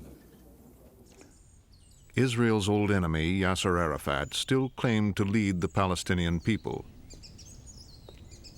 But exiled in Tunis and cut off from his homeland, Arafat was more willing to compromise with the Israelis.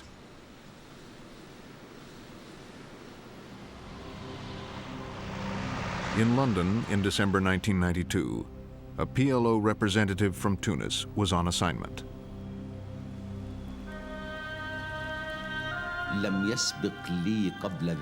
I had never met an Israeli before.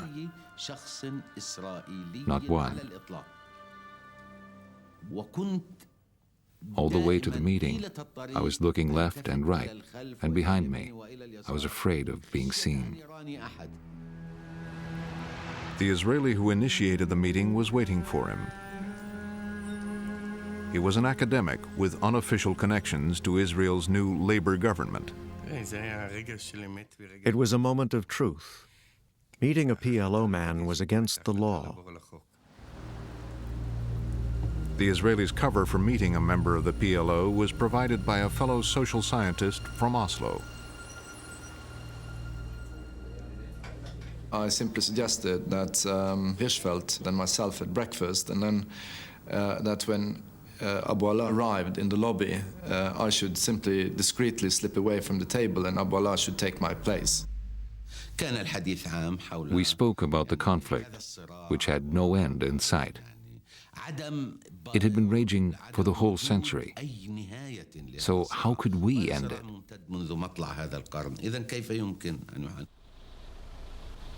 PLO headquarters in Tunis awaited his report. Abu Allah told us what had happened. I said, if they ask you to go again, go. He asked, what's the point of talking to these people? I said, well, there must be something behind it. At the same time, official peace negotiations begun in Madrid continued in Washington, where a delegation of West Bank Palestinians were getting nowhere. Bypassing the delegation to talk directly to the PLO was thought by some Israelis as a better way around the impasse. But even the PLO did not speak for all Palestinians.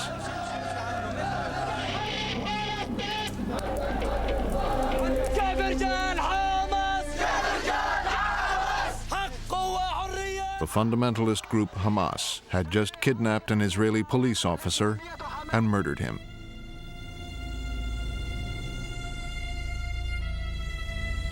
We have to take a measure that will speak not by words, but by deeds. Rabin ordered Israeli security forces to round up and deport 415 Hamas activists. The expulsion from the West Bank created a crisis in Washington. If they do deport the Palestinians this morning, then I don't think the Israeli delegation tomorrow morning will find a Palestinian delegation to negotiate with.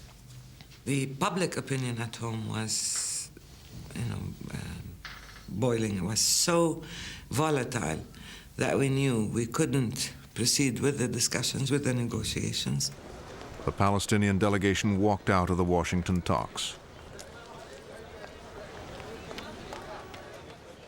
Arafat now had no links to the Israelis.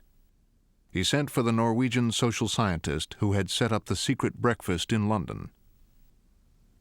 Arafat told me that the talks in Washington were completely stuck, and that was why he felt there was a need of a back channel, and thought that the research institute in Oslo, which I was heading, should be the sort of front organization for the talks, because both the PLO and Israel needed deniability for having such talks. The fish was hooked, and they were off to Oslo.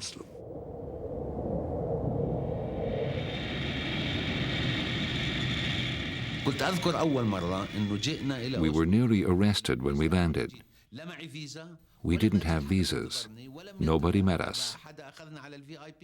Instead of being treated as VIPs, we were grilled for 2 hours by the Norwegians.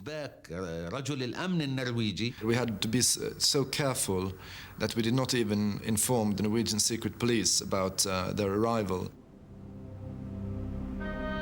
Abu Ala, with 2 fellow Palestinians, was driven through the snow to a country mansion near Oslo. Here, he and the Israeli professor got down to business. I said to Abu Ala, we must focus on topics where agreement is possible. We must put to one side subjects we know we can't resolve.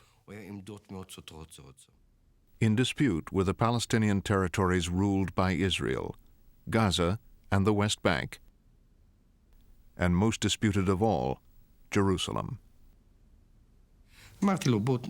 I said, we won't agree about Jerusalem. He talked about Palestinian control of the entire West Bank. I said, listen, we won't agree to that. Let's focus on Gaza first.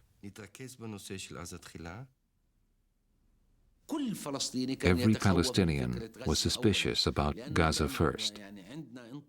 The Israelis wanted to get rid of Gaza. For them, Gaza was just a factory of problems and the Intifada. Back in Tunis, after the first Oslo meeting, Abu Ala voiced his concern about the idea of Gaza first. Abu Mazen said, if any Palestinian land is offered, we should take it. Why reject Gaza? Then Arafat said, I want Jericho as well. I asked him, why Jericho? He said, to get a foothold in the West Bank. Gaza is a dead end, but Jericho leads somewhere. Jerusalem, the Israelis' capital, had always been claimed by the Palestinians as their capital too. The PLO indicated that they now saw the wisdom of deferring their demand. But Israel's prime minister had not yet been told about the Oslo talks. It's pointless talking to Arafat and the PLO. The only Palestinians we deal with are the delegation in Washington. The foreign ministry decided it was time to tell Rabin about the secret back channel. Though skeptical, Rabin thought it could be useful. The Palestinian delegation was still boycotting the Washington talks. and he was determined to force them back to the negotiating table. We had orders for the next session in March. As we left Oslo, we told Abu Allah we wouldn't be coming back unless the Washington talks were resumed. It was an ultimatum. Arafat now had to resuscitate the Washington negotiations. He summoned Hanan Ashrawi and her colleagues to tell them they must go back.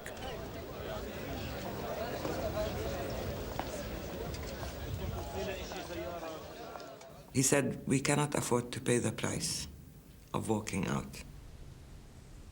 Don't live in your small worlds. You want to be the heroes. You are considering only yourselves. You don't consider the Palestinians, 6 million Palestinians. You don't consider the peace process. If you don't go, you break the peace process, you break your people. Come on, get down to earth. And he stood up and he left us. He walked on us. So we followed him to the other room. He was so furious. Abu Allah told me later, "You really set the cat among the pigeons."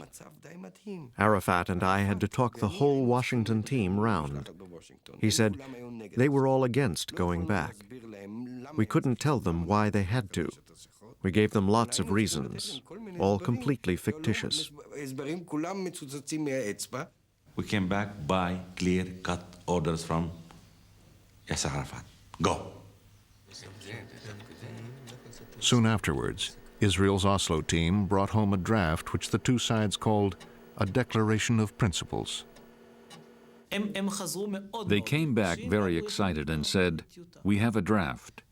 It was obviously still rough, but they said, "Look, the PLO are willing to play ball." But with the Washington talks resumed, Rabin had no further use for the Oslo talks and ordered them suspended. The Foreign Ministry, desperate to keep them going, placed the Oslo Declaration before a lawyer Rabin trusted. I thought that the document was lousy and needed to be started from scratch. I said to him, "Look, the real breakthrough in Oslo is that the PLO have agreed to go one step at a time. This means that we retain Israeli control." Yossi Beilin drove with his boss, Foreign Minister Shimon Peres, to see Rabin. I was squeezed between the two of them, and as we were driving, Yossi Beilin whispered into my ear. He said, "Well, I don't want to put you under too much pressure, but you should know that the entire fate of the Oslo negotiations now is on your shoulders." And with this statement ringing in my ear, we entered Rabin's office. At the beginning, the drafts were very, very bad to Israel. He was suspicious that the PLO was using the Oslo track in order to somehow trick Israel into concessions and then using what was said in Oslo against Israel in Washington. I said, "Yitzhak, forget Washington." Maybe the PLO was trying to tell us that they were prepared to be more flexible than the official positions expressed in Washington. I had my doubts, but I said, go ahead, try. Rabin asked the lawyer to join the talks in Oslo, alongside a top government official appointed to show the PLO that Israel now meant business.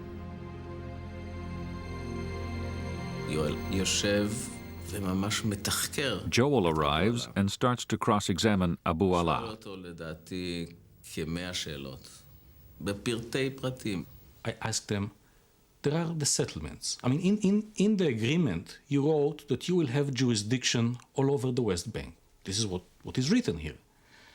Now, what about the settlements? Do you intend to go into the settlements to send your tax collectors into the settlement and collect taxes? They said, no, we wouldn't do that. I said, do you intend to use Palestinian teachers to teach the Israeli kids in the settlement schools under Palestinian curricula? They said, no, no, no, no. So I said, so you mean that the settlements will not be under your authority? They said, certainly not. I said, okay, not the settlements. Now, as to Jerusalem, will Israel continue to govern Jerusalem? They said, yes. I said, okay, it was not clear in the document. Joel said, let's say we leave your towns. We will have to move our troops somewhere. He said, is it clear that only we can decide where they go, and only we can define the security zones? All those questions were really about their security. Even when we discussed the transfer of powers, it was always against the background of security, how they would control security. Everything was about security. And Abu Allah says, yes, as long as you don't make the whole West Bank a security zone. And when they came out of that meeting, Abu Allah came up to me and said, they've turned the Declaration of Principles completely upside down. This is absolutely crazy. We cannot continue like this. But then also he smiled at the end of his outburst, and he said, but I learned a hell of a lot from those questions. At the next session, the lawyer handed back to the Palestinians the Declaration of Principles, with all their verbal concessions spelled out in cold print. I told Singer straight out, you seem to have come with a mission. You are here to destroy the peace process. You're full of hostility to Palestinians. You're living in the past. You have a fear complex. You're still living in the ghetto. You can't make the break and see the way forward. His eyes were shining with anger. And I said, listen, everything that I added, I took from your answers to my question. These are your words. Look at your notes. Next, the Norwegian Foreign Minister Johan Holst, accompanied by Terje Larsen, flew to Tunis to visit Arafat. It was now Arafat's turn to raise the stakes. He went into to a side room and got out a map of Gaza, West Bank, and Israel, and started pointing at different borderlines that we were discussing. And then at a certain point in time, he said, and I want kissing points. And I couldn't really, I thought, what does he mean? And I turned to Holst, and I saw that he was completely puzzled. So Holst said, then, you mean crossing points? Or checkpoints, maybe? No, no, no, said Arafat. I mean kissing points, like... And what he really meant was that there should be a kissing point between Gaza and the West Bank. There had to be an interconnection by way of communication. To my surprise, Arafat now came up with a tougher stance. It did not reflect the current compromise. He asked for a road from Gaza to the West Bank. He revived old PLO demands, which reopened issues we had already agreed to in Oslo.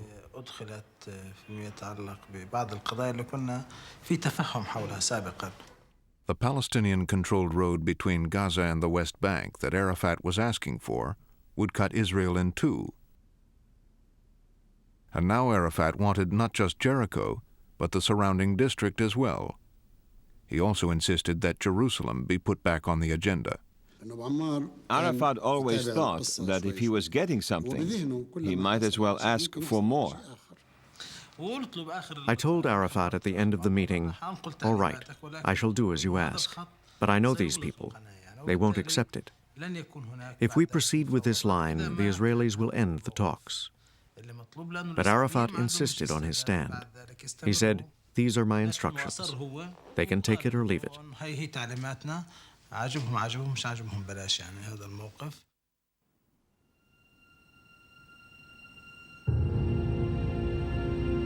Back in Norway, the Palestinian-Israeli relationship was strained by the new demands. Abu Allah, the chief PLO negotiator, presented the new hard line. The Israelis were stunned. I said, gentlemen, you are pulling it all apart. All that you promised, all we negotiated. You know the ground rules we agreed to. But if we take your proposals back to Jerusalem, we can kiss the peace talks goodbye. And I was about to put my things away. Suddenly, Abu Allah asked us to remain seated at the table. He wanted to make a personal announcement.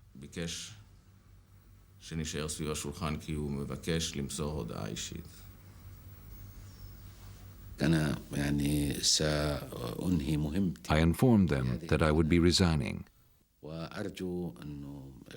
I hoped my brothers in Tunis would continue with Oslo. If they did, I wish my replacement every success. Goodbye, my friends. I will always remember you.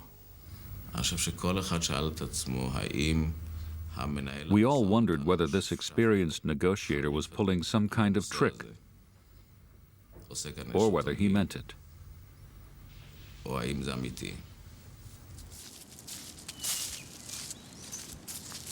Abu Allah walked out into the surrounding woods.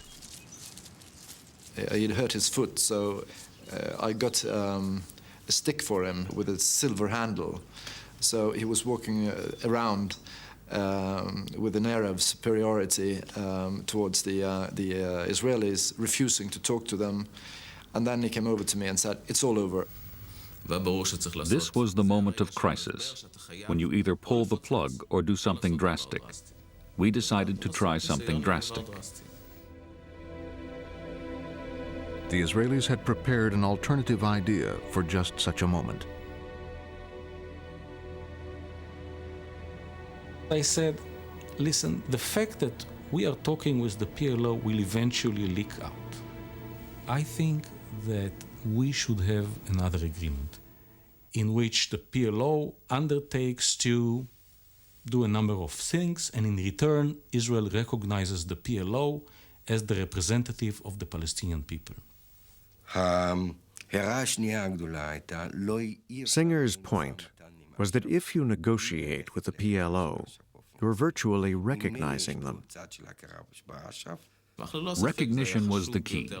It would put the PLO on the map. Now in Oslo, the moment to raise the issue of recognition had come. The Israeli found Abu Allah in a small drawing room. Abu Allah was leaning on a stick, like this. He raised his eyes to me and I asked him, "How are you?" And he said, "Very bad, very bad." I wasn't acting. I was genuinely angry. If you've been negotiating for 6 or 7 months, and people suddenly start coming up with new ideas, it's impossible to go on. I said, "Listen, Abu Allah, if we can't have our modest agreement, let's go for something really big." He looked up and said, "What do you mean?"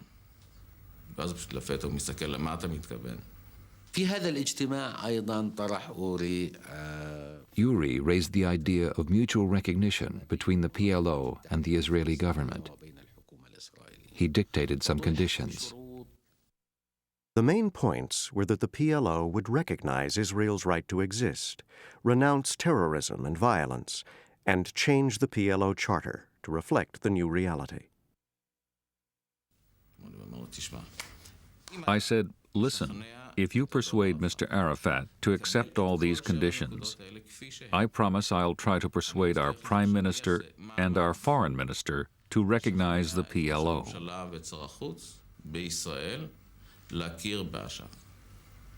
And then these two gentlemen, Uri Savir and Abu Allah, came suddenly bursting out of the room, laughing and joking, and they had solved a basic problem. It was the breakthrough they were looking for. It seemed the PLO would now become an official partner in the peace process. Who knows? If they will elect me, I will be the president again of this Palestinian state. If not, I would like to return back to work as a civil engineer. It was now up to Prime Minister Rabin to decide whether to accept the Oslo Agreement. His chief military advisor argued instead for a deal with Syria. I advised him to try for peace with Syria first, and then go to the Palestinians. Peace with Syria would bring the Arab-Israeli conflict to an end.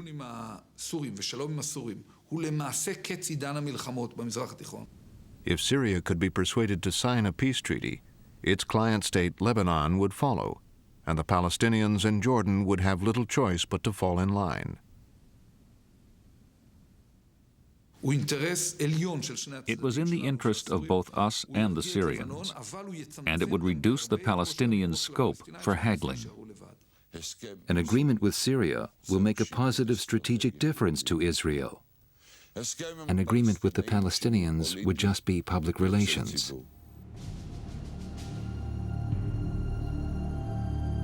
Since the Six-Day War in 1967, Israel had occupied a strategic corner of Syria, the Golan Heights, overlooking northern Israel.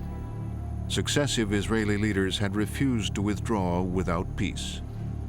We knew that Syria would not make a deal with Israel, would not make peace with Israel for less than full withdrawal.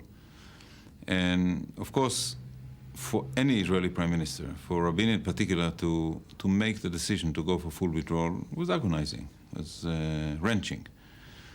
But before making the decision, that prime minister had to know what was being given in return, what the Syrian package consisted of. At this moment, a new American Secretary of State came to Jerusalem. We were trying to give some propulsion, some momentum to the track involving the Syrians. Christopher came to meet with Rabin. The four of us came into the room and sat clustered around around a small table. And after some give and take, Rabin suddenly surprised us all with a very dramatic gambit. He did give me a very important message to take to Syria, to take to President Assad, and that was, he said, ask Assad, if I am able to give him what he needs, will he really go all out for peace? In other words, if Rabin withdrew from the Golan Heights, would President Assad accept alternative ways to safeguard Israel's border? Would Syria agree to full peace, stop support of terrorism from Lebanon, and establish diplomatic and trade relations with Israel? Christopher left the room with the knowledge that I think he was holding a very significant mandate in his pocket. When he arrived in Damascus, Christopher presented Israel's offer of withdrawal to President Assad. His mistrust of the Israelis was such that he always took every concept and turned it over and looked at it from all different sides, and that's what he was doing with the concept of withdrawal. And he did it by asking me questions, not impolite questions, but very aggressive questions. Now, you have to tell me, Mr. Christopher, what the Prime Minister means by withdrawal. That's just an empty term. I really know what it means. Christopher then shuttled back to Jerusalem. I met with the Prime Minister again. He was disappointed that Assad had not been more forthcoming, had not shown more appreciation for Rabin's willingness to consider full withdrawal. On almost every detail, there was an essentially negative answer or an answer that suggested that a very protracted process of bargaining would have to begin. Rabin could not wait for President Assad. He had promised his voters a peace agreement within a year. So he now settled for the deal that was available, with the PLO in Oslo. But premature disclosure could ditch the deal, and the media were getting close to the story. Is the stage being set for a meeting between yourself and the PLO leadership? Perhaps even with Arafat himself? Not in the foreseeable future.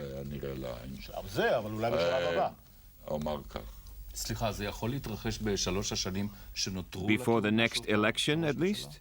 I hope not. Rabin had to act fast. He gave the go-ahead to Foreign Minister Shimon Peres. Shimon Peres told me, Yoel, take all your documents, come with me, we're going to conclude the agreement. Peres set off for Scandinavia. To clinch the deal, he needed a smokescreen. He met Norwegian Foreign Minister Johan Holst secretly in Stockholm and asked him to be his mouthpiece in case anyone was listening in as they telephoned Arafat in Tunis. I called Arafat and I got him immediately on the line, and I told him that in the code we used at the time, Abu Ammar, which is Arafat's nom de guerre, I have the two fathers here. That was the code for foreign ministers. My father and the other father. And he immediately understood what I meant. And I said, and they want to finish everything tonight. We went through the last disputed points, one by one. The phone's loudspeaker was turned on, so all of us could hear Holst on the other end. I was listening in for perhaps 4 or 5 hours. At around midnight, Shimon Peres went to sleep. And he told me, if you need my approval, if you want to go beyond the general instructions that we have agreed on with Rabin back at home, wake me up. At issue were the withdrawal of Israel's military government and how and when they would deal with difficult issues like Jerusalem. Twice, I had to wake Shimon Peres up. The second and last time he woke Peres up was over the issue of who would control the bridges between the West Bank and Jordan. We wanted to be able to control people entering and exiting from the autonomous areas to see that they are not, concealing weapons and the like. We wanted the crossing points to be under our control. I said to Holst, tell him we will not retreat from our positions. Tell them if we don't settle it tonight, it might never get settled. We agreed that the crossing points be jointly controlled. It was 5 o'clock in the morning. After 7 hours on the telephone, they finally had an agreement. I think the phone bill was paid by the Swedish government. We still owe them the money. President Clinton agreed to host a signing ceremony. Then, with everyone gathering in Washington and on their way to the White House, Yasser Arafat noticed something missing from the document, the name PLO. He said, I cannot sign this document. I'm the chairman of the PLO, not the head of the Palestinian delegation. And Israel has recognized the PLO. So what are the Israelis up to? Sort it out.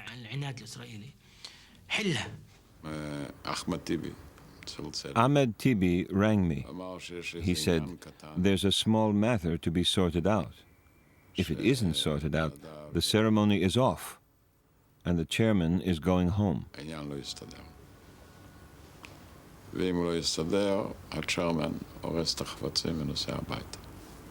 I saw Arafat ordering the plane to be ready to leave Washington if they don't accept the PLO. I said, listen, all the documents are printed and ready. It's just an hour before the signing. Less than half an hour before the signing ceremony, Peres called Arafat's representative to his hotel. He suggested that the phrase, the PLO team, be added to the document. I said, I'll ring Arafat. I said to Arafat, Perez says, how about the PLO team? Arafat said, in all of the text? I said, in all the text. He said, okay, 2 kisses, one for you and one for Perez.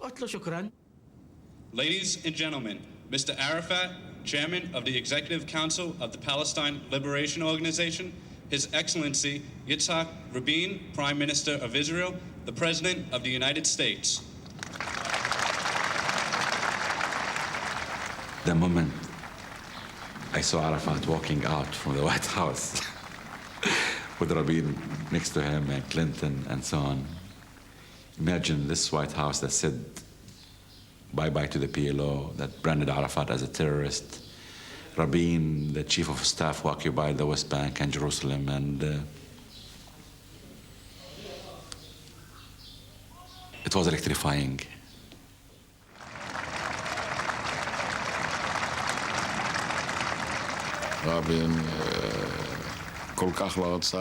Rabin didn't want to look at Arafat. It was terrible. The whole world is watching his body language, and he keeps moving his head not to look at Arafat. And I did not think that they will shake hands. He hesitated a little bit, but I insisted, and I continued stretching my hand to him. And then the way President Clinton pulled it, it was evident that wasn't planned.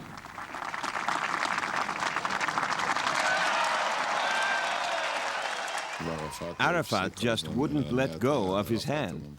He's a great expert at such things. It was a moment that be recalled as long as we live, I think. After he finished shaking his hands, Rabin turned to me. He whispered, "Now it's your turn. He went through this hell. Now it was my turn."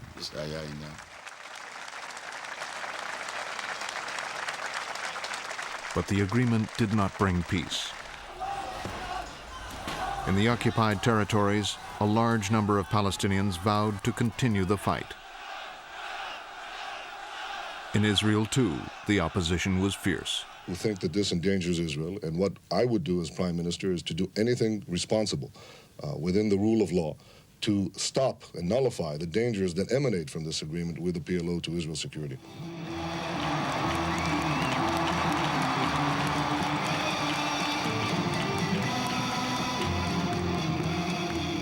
What Arafat led now was not quite a state, but for the first time in history, the Palestinians had a government of their own.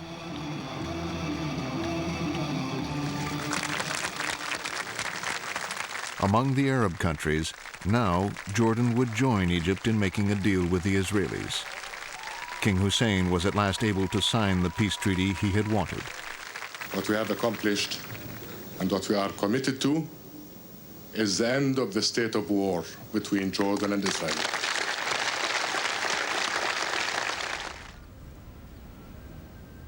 But between Syria and Israel, the state of war continued.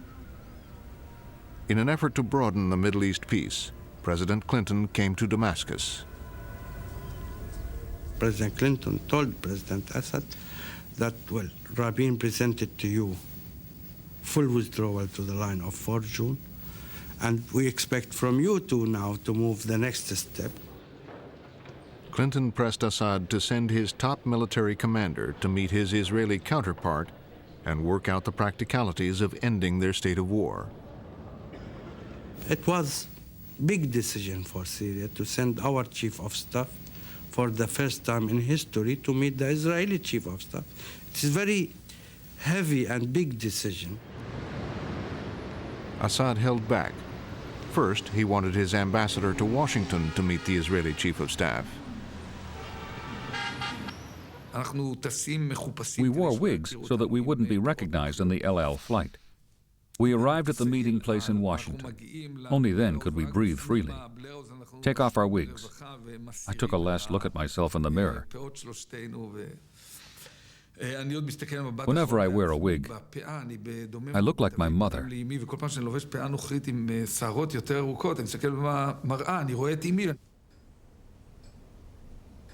The Israeli commander began the meeting by speaking of a military withdrawal without specifying the precise frontier.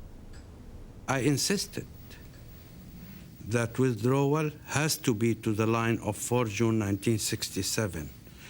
I repeat this word more than 20 times during the talk with Barak. Like a parrot, he repeated their demand to withdraw to the June 4th border. The Israeli wanted a more informal exchange. During breaks, we walked in the garden. There, we were off the record. And we spoke frankly whether they are committed to settlement with Syria or not, whether they understand what it requires. On the patio, there were these arched doorways. I compared peace between us to the keystone of the arch. At the end, you feel that he wants to make it. He wants to find a solution. He wants to give his blessing. This encouraging start led Assad to send his chief of staff to join the talks. They discussed military safeguards, for example, the future of Israel's early warning station in the Golan. Talks progressed in fits and starts.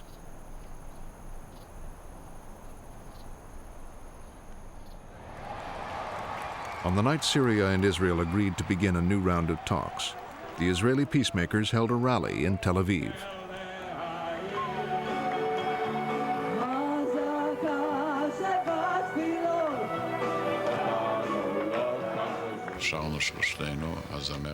We sang, the three of us, the singer Miri Aloni, Yitzhak, and myself. Yitzhak and I are not such great singers. He had the words of the peace song on a sheet of paper. After we sang, out of tune, Yitzhak folded it and put it in the pocket of his jacket. On the way to his car, he was shot dead by an Israeli extremist. 3 bullets went through his heart and through the song.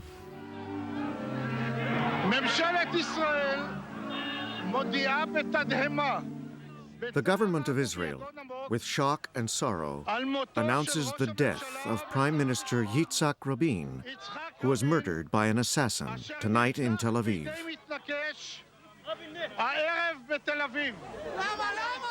Why? Why have they done this?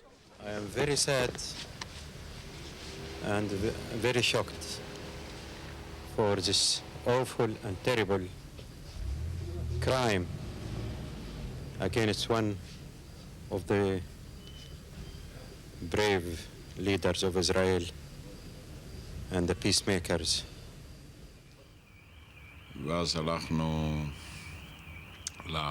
We went to the room where he was lying on the bed. His body was covered with a sheet up to here. On his face was an expression of peace and maybe irony. It was his typical Rabin smile. I kissed his forehead and said goodbye. Peres now became prime minister. President Clinton was determined to see that Rabin's commitment to seeking peace with Syria didn't die with him. The Americans still wanted Israel to keep Rabin's promise to withdraw from the Golan Heights. Rabin had held the Syrian track rather closely to himself. So when he was assassinated, all of a sudden it became very important to pass on to now Prime Minister Peres what had been happening. President Clinton said, "Here are the promises Yitzhak gave." He asked if these promises committed me. I said, "Whatever Yitzhak was committed to, I am committed to." Peres asked the Americans to arrange a summit with President Assad so that Peres could repeat his Oslo triumph and bring the negotiations with Syria to a quick conclusion. I told him to ask Assad, do you want to fly high and fast or low and slow? We are ready to fly high and fast in one condition, to know when we land and where we land. President Assad, in my judgment, missed a historic opportunity because he wasn't prepared to take a greater risk for peace. Peres had set a date for the next general election. But then, 4 days later, Palestinian terrorist attacks changed Israel's political landscape. It was a ferocious blast. The suicide bomber detonated 10 kilos of explosives in the middle of a crowded commuter bus. 24 Israelis were killed. A week later, a Palestinian terrorist planted another bomb on a bus. This time, 19 died. The promises of peace and reconciliation seemed hollow. As new elections approached, many voters cared more about security than peace. These terrorist attacks lost us 20% in the polls. It was catastrophic. I knew another bomb would end the whole thing. The terrorists struck again. In Tel Aviv's busiest shopping street, 14 died and over 100 were injured.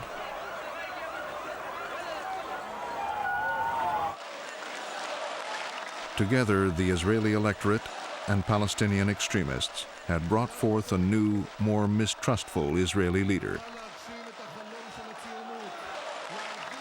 The major decision took place before the elections, when I said that I would honor the Oslo Accords, even though I thought they contained many flaws. Nevertheless, Netanyahu agreed to partial Palestinian control of Hebron. But for 18 months afterwards, the peace process was paralyzed.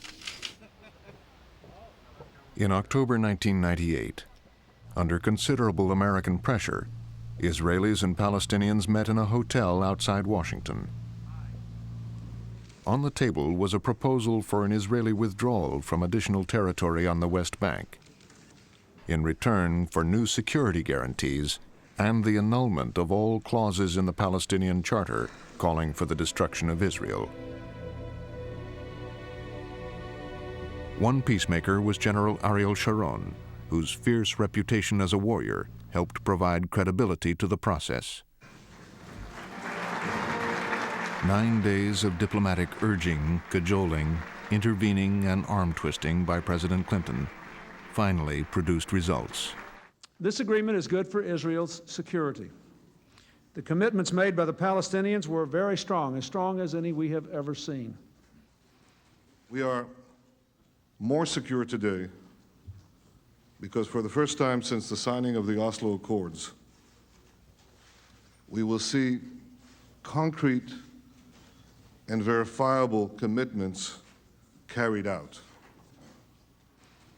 This agreement is good for the political and economic well-being of Palestinians. It significantly expands areas under Palestinian authority to some 40% of the West Bank. We will never go back. We will never leave the peace process, and we will never go back to violence and confrontation. No return to confrontation and violence. To support the agreement, King Hussein left his hospital bed where he was being treated for cancer. He went right to the heart of the matter.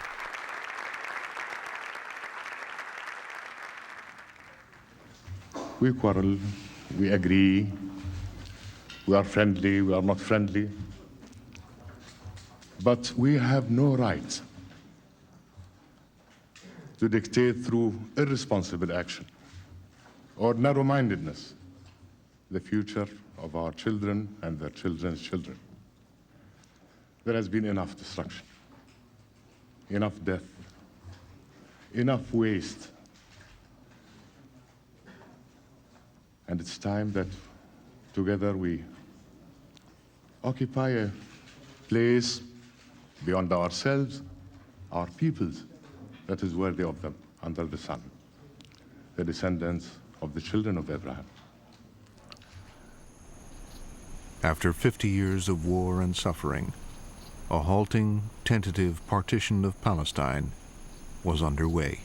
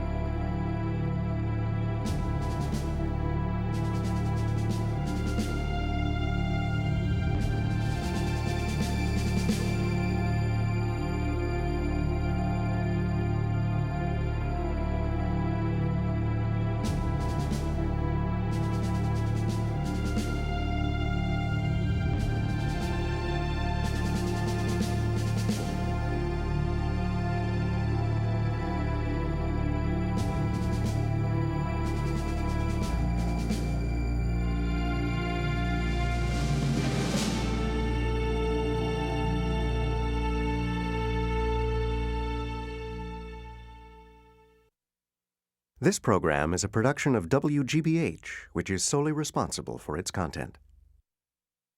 Funding for the 50 Years' War, Israel and the Arabs, was provided by the Corporation for Public Broadcasting and PBS viewers like you.